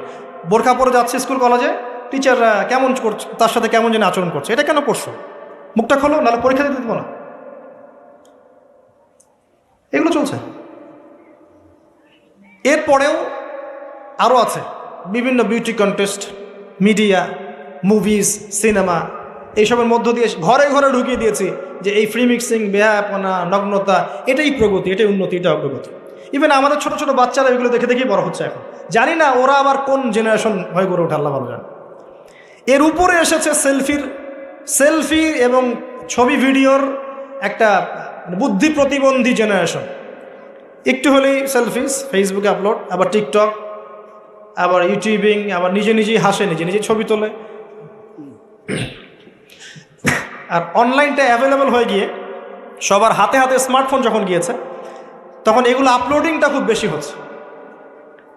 আপলোডিং, আগে ঘটনা ঘটতো সবাই জানতে পারতো না, এখন ঘটলে সারা দুনিয়ার মানুষ এক মুহূর্তে জেনে ফেলবে। তখন একটা খারাপ ভিডিও সবার হাতে হাতে, ঘরে ঘরে। এবার এই হারাম ভালোবাসা, এটা ভালোবাসা বলার অপরাধ হবে, এই হারাম প্রবৃত্তির এই নগ্ন দাসত্ব, এই দাসত্বটাকে ভালোবাসার নাম দিয়ে আল্লাহর নাজিলকৃত পবিত্র ভালোবাসাকে চ্যালেঞ্জ করা হয়েছে। এবং বিভিন্ন মানুষ, সমাজের বিভিন্ন শ্রেণীর মানুষকে এই হারামের দিকে ধাবিত করা হয়েছে, যাতে সবাই জান্নাতের কাছে না বরং জাহান্নামের কাছে আসতে পারে। এই হলো অবস্থা। এখন এই অবস্থায় আল্লাহ রাব্বুল আলামিন মুমিনদের জন্য সলিউশন দিয়েছেন সূরা নূরের মধ্যে। কুল লিল মুমিনিন ইয়াগুদ্দুনা মিন আবসারিহিম ওয়া ইয়াহফাযু ফুরুজাহুম, এটা পড়ে আছে আপনার কোরআনে। মুমিন পুরুষদেরকে আপনি বলুন, হে নবী, তারা যেন চক্ষু নিচু রাখে এবং তাদের লজ্জাস্থানের হেফাজত করে। মুমিন নারীদেরকে আপনি বলুন যেন তারা তাদের লজ্জাস্থানের হেফাজত করে, চোখ নিচে রাখে, এবং তারা এই মানুষদের ছাড়া অন্য কারোর সামনে যেন না যায়, এবং জিনাত, হিজাব তারা যেন অবলম্বন করে। এটা আল্লাহর আদেশ। Only Quran, only hadith and only Islam can solve this problem. কোরআন, সুন্নাহ এবং ইসলাম ছাড়া কেউ এই সমস্যা সলভ করতে পারবে না। এখানকার সলিউশন এগুলা। প্রথমত তারবিয়াত দিতে হবে ছোট থেকেই, তার উপরে নিয়মিত ইমানের চর্চায় রাখতে হবে, তার উপরে ছেলে মেয়েদেরকে পর্দা বোঝাতে হবে, ছোট থেকেই মেয়েদেরকে পর্দায় রাখতে হবে। তারপরেও যদি বড় হয়ে এদের মধ্যে খারাপ চিন্তা আসে, চোখ নিচু করতে হবে। যেগুলো অশ্লীল সেগুলোর ধার কাছে যাওয়া যাবে না। দ্রুত এদের বিয়ের ব্যবস্থা করতে হবে যাতে ওরা পবিত্র লাইফ লিড করতে পারে। তারপরে দেখবেন আস্তে আস্তে কিছুটা হলেও, 100% না হলেও কিছুটা হলেও আপনি ফিতনা থেকে দূরে রাখতে পারেন। আর যত বেশি এই ভোগবাদী, বস্তুবাদী, এই পশ্চিমাদের ধাঁচে আপনি সন্তানকে গড়ে তুলবেন, কাছে আসার নাম দিয়ে জেনা করাবেন, ফ্রি মিক্সিংয়ে নেবেন, পর্নোগ্রাফিকে অবাধ লাইসেন্স দিয়ে দিবেন, মাদকাসক্ত ওই যুব সমাজকে ফেরানোর কোনো পথ পদ্ধতি অবলম্বন করবেন না, হিজাবের প্রতিবন্ধকতা করবেন, তত বেশি সমাজ আস্তে আস্তে আস্তে আস্তে অধঃপতন, অতল তলে যেতে থাকবে। এবং এরপর কি হবে সেটাও বলে দিচ্ছি, এটাও হাদিস থেকেই বলছি। সেটা হচ্ছে এরপরে কি বাড়বে? অশ্লীলতা সয়লাভ হতে হতে হতে হতে এমন একটা পর্যায়ে যাবে, বেশিরভাগ মানুষই যাবে আল্লাহর বান্দারা বাদ দিয়ে, যখন দেখবেন মেয়েদের প্রতি আসক্তি কমে যাবে ছেলেদের একটা পর্যায়ে গিয়ে, এবং ছেলের সাথে জেনা করা শুরু করবে, যেটা শুরু হয়ে গেছে বিগত 20-30-40 বছর থেকে দেশেও, এবং সংগঠন পর্যন্ত আছে দেশে। এটাও রিপোর্ট, আপনি সেকুলার মিডিয়া ঘেটে দেখেন, বছরের একদিন তারা আবার একত্রিত হয় একটা হোটেলে, সেখানে ওদের মতো করে ওরা এনজয় করে। কওমে লূত, নবী সাল্লাল্লাহু আলাইহি ওয়াসাল্লাম বলেছিলেন, আমি ভয় পাই আমার উম্মতের মধ্যে কয়েকটা জিনিস। একটা হচ্ছে গোপন শিরক, একটা হচ্ছে আমার উম্মত মূর্তি পূজা করবে, আর একটা হচ্ছে আমার উম্মতের মধ্যে সমকামিতা ছড়িয়ে পড়বে। আর এই সমকামীদেরকে আল্লাহ পাক জমিনটা তুলে আকাশে পাথর বর্ষণ করে আবার দাবিয়ে দিয়েছিলেন। কওমে লূত এই জর্ডানের ডেড সি, মৃত সাগরের পাশে এরা থাকতো। সেই সম্প্রদায়ের কাছে আল্লাহ পাক লূত আলাইহিস সালামকে পাঠিয়েছিলেন। এত বড় মনের নবী ছিলেন তিনি, সম্প্রদায়ের মানুষকে পাপ থেকে বাঁচানোর জন্য বলছেন যে হ্যাঁ উলাই বানাতি ইন কুনতুম ফাইলিন, তোমাদের যদি প্রবৃত্তির চাহিদা থেকে থাকে আমার মেয়েদের মধ্য থেকে বিয়ে করে নাও, তাও ভালো থাকো। তারা বলছে তুমি লূত নিজেকে পবিত্র মনে করতে চাও? তুমি তো জানো যে আমরা কি চাচ্ছি। যখন জিবরাইল এবং মিকাইল আলাইহিস সালাম এসেছেন পুরুষের রূপে, বালকের রূপে, সুদর্শন, তাদেরকে অফার করছে, কথা বুঝতে পারছে না, তাদেরকে অফার করছে। আর লূত আলাইহিস সালাম নিজের মেহমানের সম্মান বাঁচাতে গিয়ে বলছেন আলাইসা মিনকুম রাজুলুন রশিদ, তোমাদের মধ্যে কি একটা ভালো মানুষ বেঁচে নাই? ওই ছড়িয়ে পড়েছে এখন আমাদের এখানে। আর আপনি বিশ্বের যে বড় বড় রাষ্ট্রগুলোর মানে দাসত্ব করেন, ওদের দেশে বৈধ। আর যেখানে এটা বৈধ হবে সেখানে ওই লূত আলাইহিস সালামের কওমের মতোই শাস্তি আসবে ইনশাআল্লাহ, কোনো সন্দেহ নেই। দেখবেন ওই জায়গাটা মাটিতে ধসে যাবে ইনশাআল্লাহ। আর এটা হাদিসেও এসেছে যে আমাদের আগে 3টা বড় বড় ভূমিকম্প হবে, একটা পূর্ব দিকে, একটা পশ্চিমে, একটা পৃথিবীর মাঝখানে। আর পশ্চিম বলতে আমি বুঝি পশ্চিমা সভ্যতা। এটা ভূমিকম্পে ধসে যাবে ইনশাআল্লাহ আযজা ওয়া জাল। কারণ সুদের মধ্য দিয়ে এরা আল্লাহর সাথে যুদ্ধ করছে, সমকামিতার মধ্য দিয়ে এরা কওমে লূতের মতো আচরণ করছে, সারা বিশ্বে এরা মানুষকে নির্বিচারে হত্যা করছে। এর ফলাফল এরা পাবে, আসবে সময় সামনে। আমাদের পয়েন্ট আজকে এটাই, এই নারী পুরুষের অবাধ এই জিনাটা যদি আপনি ঠেকাতে না পারেন, এক পর্যায়ে চলে যাবে, মানুষ বাড়তে থাকবে। এক পর্যায়ে শাস্তি ভাই, নবী সাল্লাল্লাহু আলাইহি ওয়াসাল্লাম দেখে এসেছেন মেরাজের রাত্রে যে জেনাকারী পুরুষ আর নারীর শাস্তি দেখেছেন। স্পেশাল একটা চুলা জাহান্নামের ভিতরে, স্পেশাল একটা চুলা বানিয়েছেন আল্লাহ পাক, যার নিচের দিকটা এরকম প্রশস্ত, মাথাটা চিকন, নিচ থেকে আগুন দাউ দাউ করে জ্বলছে, আর এই আগুনের সাথে সাথে মানুষগুলো লাফিয়ে উঠছে। আগুন নিচে নেমে যাচ্ছে, মানুষগুলো নিচে নেমে যাচ্ছে, আবার দাউ দাউ করে আগুন, আবার মানুষগুলো উপরে উঠছে।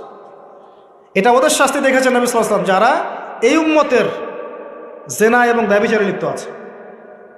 আর আপনাকে আমি বলে রাখি, শুধু সম্পর্কটাই জেনা নয়, বরং ওই যে আপনি কথা বলছেন, ওই যে কফি খাচ্ছেন, হাতে স্পর্শ করছেন, চুল ধরছেন, জড়িয়ে ধরছেন, প্রেমপত্র লিখছেন, সবই জেনা টোটালি। এই প্রতিটা কাজ স্ত্রীর সাথে করলে প্রত্যেকটা কাজের বিনিময়ে নেকি পাবেন আপনি। আর এই প্রতিটা কাজ আপনি ওর সাথে করলে আপনি প্রত্যেকটা কাজের বিনিময়ে জাহান্নামের দিকে যাচ্ছেন। শুধু এভাবে স্পর্শ করা, গায়েরে মাহরাম মেয়েকে এভাবে স্পর্শ করা, একটা হাদিসে নবীজি বলেছেন মাথার মধ্যে লোহার পেরেক বসানোর চাইতে বেশি জঘন্য কাজ। মানে একবার করে স্পর্শ করার শাস্তি হচ্ছে মাথায় আল্লাহ পাক লোহার পেরেক বসানো। আর বিবাহিত, এটা তো বললাম অবিবাহিত জেনারেশন, যাদের মধ্যে আবেগটা বেশি থাকে। আর যারা বিবাহিত দেখবেন ওদের মধ্যেও বিভিন্ন সিরিয়াল দিয়ে, সিনেমা দিয়ে, মুভি দিয়ে, নাটক দিয়ে পরকীয়ার দিকে উস্কানো হচ্ছে। মনে হচ্ছে পরকীয়া একটা স্বাভাবিক বিষয়। আর এখন ম্যাক্সিমাম পরিবারের মধ্যে পরকীয়া ঢুকে গেছে। দেখবেন স্বামী জানেই না স্ত্রী পরকীয়া করছে, স্ত্রীও জানে না স্বামীর কটার সাথে অ্যাফেয়ার। হ্যাঁ, এবং এগুলো করলে কেউ খারাপ বলবে না। আবার এগুলো করলে এবং জেনা করলে কেউ খারাপ বলবে না। খারাপ তখন বলবে যখন আপনি সাহস করে আরেকটা বিয়ে করতে। এটা দুনিয়া এখন। আপনি সাহস করে বৈধ একটা বিয়ে করলে মানুষ আপনার দিকে বাঁকা চোখে তাকাবে, চরিত্র খারাপ মনে হয়। কিন্তু বিবাহিত হওয়ার পরেও একটা স্ত্রী নিয়ে আছেন, এদিকে 10টার সাথে পরকীয়া, কোনো সমস্যা নেই। অথবা বিয়ে না করে আপনি 1000টা মেয়ের সাথে জেনা করছেন, বারে যাচ্ছেন, এই পতিতালয়ে যাচ্ছেন, ধনির দুলাল হলে ওখানে গিয়ে আদা খাচ্ছেন, মাদক খাচ্ছেন, সেক্স করে বাসায় ফিরছেন, কোনো সমস্যা নেই। কিন্তু আপনি যদি বলেন বাবা আমার বিয়েটা একটু তাড়াতাড়ি দিন, আমার চাহিদা আছে, আমার বয়স হয়েছে 20-25 হয়ে গেছে, আমাকে বিয়ে দিন। এখন কিসের বয়স তোমার বিয়ে করো? আগে 30-35 হোক, নিজের পায়ে দাঁড়াও আগে। নিজের পায়ে দাঁড়াতে দাঁড়াতেই ও জাহান্নামের পায়ে দাঁড়িয়ে গেছে। এদিকে নিজের মেয়েদের চাহিদা আরও আগে শুরু হয়। এবং তারা তো মুখ ফুটে সব বলতে পারে না, বাট তাদের চাহিদা আমার হচ্ছে বেশি আছে। আপনি যেভাবে একটা মেয়েকে দেখে প্রলুব্ধ হন, একটা মেয়েও আপনাকে দেখে প্রলুব্ধ হয়। তারা বলতে পারে না, ভিতরে ভিতরে পাপ করতে পারে। আর ওদেরকে ওদের ব্রেনটাকে ওয়াশ করে দিয়ে বিভিন্ন সিরিয়াল দিয়ে, বিউটি কন্টেস্ট দিয়ে, নাটক দিয়ে, মুভিজ দিয়ে, পর্নোগ্রাফি দিয়ে, আর ছেলেদের সংস্পর্শ দিয়ে আমরা ওদেরকেও জেনার টেনে টেনে আসতে চাই নাই, টেনে হিস্ট্রে জেনার কাছে নিয়ে আসছে। আসবি না মানে আয়, এটাই উন্নতি, এটাই অগ্রগতি, এটাই প্রগতি, আয় আসবি না কেন? এভাবে সমাজের কাঠামোটা নষ্ট হয়ে গেছে, পরিবারগুলো ভেঙে যাচ্ছে। আর এরপরে দেখবেন ডিভোর্স, এরপর ডিভোর্স। ওই যে বাচ্চা কাচ্চা যেগুলো আছে এগুলো মা ছাড়া বাপ ছাড়া মানুষ হবে। আর যখন একটা পরিবারের সন্তানটা আদর, ভালোবাসা, মহব্বতের পরিবেশ পাবে না, এরা বড় হবে, এরা বড় হয়ে সন্ত্রাসী হবে। ওরা বিক্ষিপ্ত মাথার হয়ে উঠবে, মানসিকভাবে একদম টোটালি ফেড আপ। এই হচ্ছে অবস্থা। পরে বাড়বে, দিন দিন বাড়ছে। বিশ্বাস করেন এটা এমন একটা আযাব, আল্লাহ পাক এমন সব রোগ ব্যাধি দিবেন। হাদিস এসেছে যখন একটা কম অশ্লীলতায় লিপ্ত হয়, হারাম সম্পর্কে লিপ্ত হয়, জেনায় বেশি বেশি লিপ্ত হয়, লিপ্ত হয়, ওখানে এমন সব রোগের উদ্ভব হবে যেগুলো আগে ছিল না। আপনি শুধু মাস্ক পরিয়ে কোভিড নিয়ন্ত্রণ করতে পারবেন না, অশ্লীলতা কমাতে হবে সমাজ থেকে, তারপরে আপনি ভালো বেটার ফলাফল পাবেন ইনশাআল্লাহ তাআলা, স্থায়ী ফলাফল পাবেন ইনশাআল্লাহ। শুধু বাহ্যিক সবকিছু না, অভ্যন্তরীণ আধ্যাত্মিক অনেক কিছু আছে, এগুলো দেখতে হবে। আল্লাহ নূর দিয়ে আল্লাহ পাক বোঝার তৌফিক দান করুন। পরে কি হবে সেটাও শুনে রাখেন, এটাও হাদিস থেকে বলছে। এটা বলতে আমার রুচি কুলাচ্ছে না, কিন্তু এটাও হবে যে এই উম্মতের মানুষরা এত খারাপ পর্যায়ে পৌঁছাবে যে পশু পাখির সাথে, পশু প্রাণীর সাথেও তারা জেনা করবে। এবং এর আগে একটা ধাপ আমি এড়িয়ে গেছি, ভুলে গেছি। সমকামিতার আগে একটা ধাপ আছে। যখন মেয়েদেরকে এভাবে উন্মুক্ত করে দিবেন, মেয়েদের প্রতি আকর্ষণ কমার পরে বাচ্চাদের প্রতি আকর্ষণ আসবে। এই যে বাচ্চাদের প্রতি, এটা এমন একটা যুগে বাস করছে আমরা যে যারা মেয়ের বাবা আমাদের ভয় লাগে কার কোলে বাচ্চাকে তুলে দিচ্ছে। এত বিশাল পরিমাণে বাচ্চাদেরকে এখন ধর্ষণ করা হয়, আপনি কল্পনা করতে পারবেন না। স্কুলে, ইভেন অনেক ক্ষেত্রে মাদ্রাসাতে হয়েছে, অনেক ক্ষেত্রে মাদ্রাসায় ঘটনা ঘটেছে, বাচ্চাদেরকে ধর্ষণ করা হয়েছে। যে বাচ্চা বোঝেই না দুনিয়া কি জিনিস, ভালোবাসা কি জিনিস, যৌনতা কি, সে কিছু বোঝেই না, এরকম বাচ্চাকে পর্যন্ত ধর্ষণ করা হয়েছে। ডে বাই ডে বাচ্চাদের অ্যাবিউজিংটা বাড়ছে। খেয়াল করে দেখেন, পড়াশোনা করেন, খোঁজখবর নেন, দেখেন বাচ্চাদের প্রতি অ্যাবিউশন এবং যৌন নির্যাতন বেড়েছে, প্রচুর বেড়েছে, এবং দিন দিন এটা বাড়বে। যত বেশি আপনি এগুলো উন্মুক্ত করবেন, ফ্রি মিক্সিং করবেন, পর্নোগ্রাফি উন্মুক্ত করবেন, এইসব কাছে আসার গল্প, এইসব দিবস পালন করবেন, তত বেশি এগুলো হবে ইনশাআল্লাহ। এবং লিসেন টু মি, আপনি মনে করছেন আপনি সেফ, আপনি একা খুব ভালো মানুষ, কোশ্চিন কালো নয়। এই ফিতনা আপনার ঘরের দরজায় না আসলে আমার নাম বদলে ফেলবো ইনশাআল্লাহ। এই ফিতনা আপনার ঘরের দরজায়ও যাবে, আমার ঘরের দরজায় আসবে। যদি আপনি আমি সচেতন না হই, আমাদের ঘরেও এটা আসবেই আসবে। একটা পরিবার বাকি থাকবে না, বাকি নাইও একটা পরিবারও, এগুলো আমাদের ঘর দুয়ার পর্যন্ত আসবে। একজন যুবক, সাইকোলজিক্যালি মানুষকে আঘাত করা যায়। একজন যুবক এসে বলেছিল, ইয়া রাসূলুল্লাহ, আমার ইসলামের সব কিছুই ভালো লাগে, কিন্তু আমি জেনা করতে চাই, এটা আমার ভালো লাগে, আমাকে অনুমতি দেন। নবী করিম সাল্লাল্লাহু আলাইহি ওয়াসাল্লাম বলেছিলেন, সাইকোলজিক্যাল আঘাত দেখেন, তিনি বলেছিলেন, তোমার মায়ের সাথে কেউ এরকম করলে তোমার কেমন লাগবে? তুমি কি পছন্দ করবে? তোমার বোনের সাথে কেউ যদি রেপ করে, তুমি কি পছন্দ করবে? তোমার সন্তানকে, তোমার খালাকে, তোমার মামিকে একটা একটা করে বলতে আছেন, তুমি কি পছন্দ করবে? এই আঘাত সেই যুবকের হৃদয়টা ক্ষতবিক্ষত করে ফেলবে। তিনি বললেন, না ইয়া রাসূলুল্লাহ, আমি তো কখন পছন্দ করবো। নবীজি বললেন, তুমি যাদের সাথে এগুলো করতে চাচ্ছ তারাও কারো না কারো মা, কারো না কারো বোন, কারো না কারো স্ত্রী, কারো না কারো সন্তান, কারো না কারো মেয়ে। তিনি হাত বুলালেন, হাত বুলিয়ে দোয়া করলেন, আল্লাহ তুমি এই যুবকের হৃদয়টা পবিত্র করে দাও। এরপরে এই যুবক কোনোদিনও কোনো গায়রে মাহরাম মেয়ের দিকে চোখ তুলে তাকায় না। এখন সার কথা হচ্ছে, অ্যাজ এ মুসলিম, যেহেতু এটা খ্রিস্টানদের উৎসব, উইকিপিডিয়ায় ঘেটে দেখেন, এটা খ্রিস্টানদের ধর্মের সাথে সম্পৃক্ত একটা উৎসব। তারা কি করবে, বুদ্ধিস্টরা কি করবে, অন্য ধর্মের মানুষরা কি করবে, সেটা আমাদের দেখার দরকার নেই। কিন্তু অ্যাজ এ মুসলিম ফ্যামিলি, আমরা যেন আমাদের সন্তান সন্ততিদেরকে এই দিনে বাসা থেকে বের হতেও না দেই। এবং এই দিন উপলক্ষে যত পণ্যের ছাড় আসবে কোনো পণ্য কিনবেন না, টোটালি ইকোনমিক্যালি বয়কট করে দিবেন। কারণ এর পিছনে শুধু জেনা উস্কিয়ে দেওয়াই উদ্দেশ্য ছিল না, উদ্দেশ্য ব্যবসাও ছিল, এর পিছনে ব্যবসা ও বিজনেস উদ্দেশ্য ছিল। আর এদের চরিত্র আল্লাহ পাক উন্মুক্ত করেছেন সূরা নূরের মধ্যে। আল্লাহ বলছেন, শোনেন, লিসেন টু মি, ইন্নাল্লাযীনা ইউহিব্বুনা আন তাশিআল ফাহিশাতু ফিল্লাযীনা আমানু লাহুম আযাবুন আলীম ফিদ দুনিয়া ওয়াল আখিরাহ ওয়াল্লাহু ইয়া'লামু ওয়া আনতুম লা তা'লামুন। নিশ্চয়ই যারা পছন্দ করে, ভালোবাসে, মানে ওরাও ভালোবাসে, নিশ্চয়ই যারা ভালোবাসে যে মুমিনদের মধ্যে অশ্লীলতা, বেহায়াপনা, ফাহিশা ছড়িয়ে পড়ুক, তাদের জন্য যন্ত্রণাদায়ক শাস্তি আছে এই দুনিয়া এবং পরকালে। আর এরা কারা? ওয়াল্লাহু আ'লামু ওয়া আনতুম লা তা'লামুন। আল্লাহ ভালো জানেন, তোমরা সেটা জানো না। আল্লাহ বলছেন, ইয়া আইয়ুহাল্লাযীনা আমানু, হে মুমিনগণ, লা তাত্তাবিউ খুতুওয়াতিশ শাইতান, এই শয়তানদের ইত্তেবা করো না, এই জিনের মানুষ শয়তানদের ইত্তেবা করো না। কারণ যে ব্যক্তি তার ইত্তেবা করবে, ওয়ামান ইয়াত্তাবিউ খুতুওয়াতিশ শাইতান ফাইন্নাহু ইয়া'মুরু বিল ফাহশাই ওয়াল মুনকার, যে ব্যক্তি শয়তানের ইত্তেবা করবে, শয়তান তাকে ফাহেশা কাজ এবং মুনকার কাজের দিকে নিয়ে যাবে, ধাবিত করবে।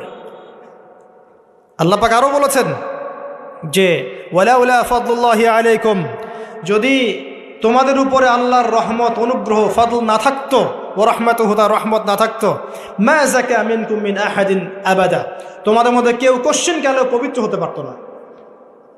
এটা আল্লাহর অনেক দয়া যে আল্লাহ পাক আমাদের প্রতি দয়া করেছেন, রহম করেছেন, তওবা করে পবিত্র হওয়ার পথ করে দিয়েছেন।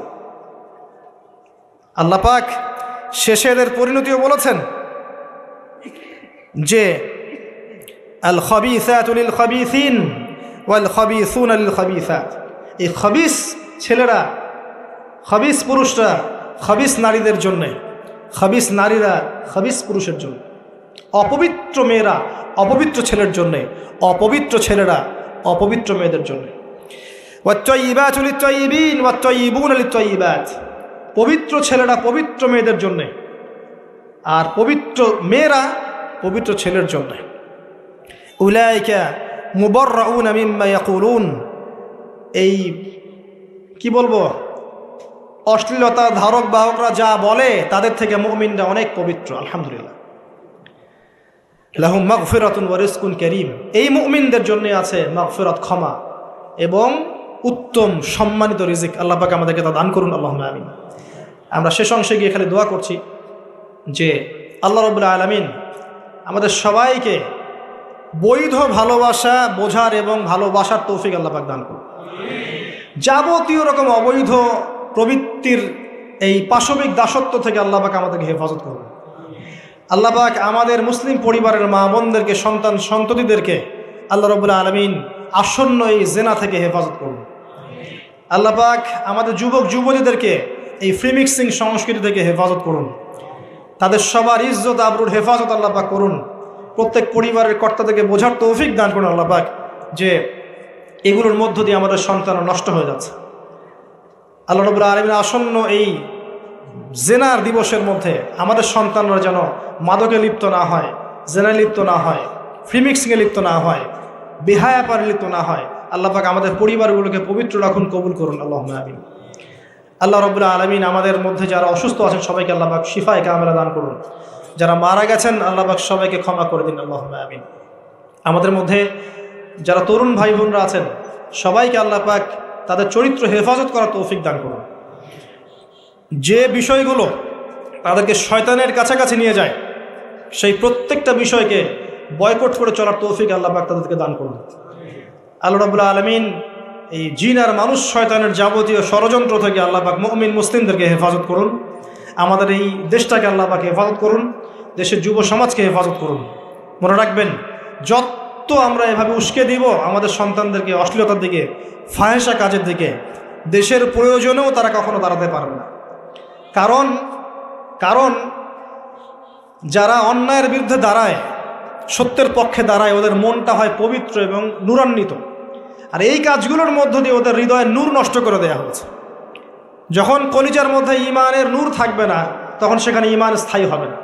যখন এখানে ঈমানের তেজ থাকবে না সে তার দ্বীনের জন্য কিছু করতে পারবে না। সে আল্লাহর জমিন আল্লাহর দিন প্রতিষ্ঠার কাজ করতে পারবে না, কারণ তার মনটা কলুষিত, তার হৃদয়টা জাহেলিয়াতে ভরা, নোংরামি অশ্লীলতায় ভরা। তাদের কলবটাকে যদি পবিত্র রাখতে পারি, ইনশাআল্লাহ দেখবেন আগামী দিন এই যুব সমাজ ইনশাআল্লাহ আযজা ওয়া জাল দিনের জন্যে, দেশের জন্য, জাতির জন্যে, উম্মার জন্যে ঐক্যবদ্ধভাবে কাজ করতে পারবে ইনশাআল্লাহ। আল্লাহ পাক আমাদের যুব সমাজকে যাবতীয় ফিতনা ফাসাদ, মাদক, পর্নোগ্রাফি, বেহায়াপনা, জেনা, ব্যভিচার থেকে হেফাজত করুন। আল্লাহকে ভালোবাসার তৌফিক দান করুন। শেষ করার আগে আবারও বলছি সেই কথা যে আমি বারবার বলে থাকি যে আল্লাহ ছাড়া সত্যিকার অর্থে আপনাকে কেউ ভালোবাসে না। একমাত্র আল্লাহই আপনাকে সত্যিকার অর্থে ভালোবাসে। বৈধ কি আর অবৈধ কি, কেউই আপনাকে আল্লাহর মতো করে ভালোবাসবে না। এই আল্লাহ থেকে আপনি এসেছেন, সেখানেই ফিরে যাবেন।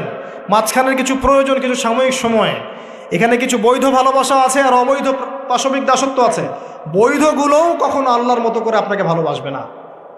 একমাত্র আল্লাহই আপনার আপন, অন্য কেউ আপনার আপন নয়। আল্লাহর কাছেই ফিরে যেতে হবে। অতএব আল্লাহকে ভালোবাসুন, আল্লাহর মহব্বত নিয়ে থাকুন, আল্লাহর মহব্বতে নিজেকে হারিয়ে ফেলুন, তার ইবাদতে হারিয়ে যান, তার কালামকে ভালোবাসুন, তার রাসূলকে ভালোবাসুন, তার দিনকে ভালোবাসেন, তার হুকম আহকামকে ভালোবাসেন। আল্লাহ পাক সবাইকে খালেসভাবে আল্লাহকে ভালোবাসার তৌফিক দান করুন। আমিন।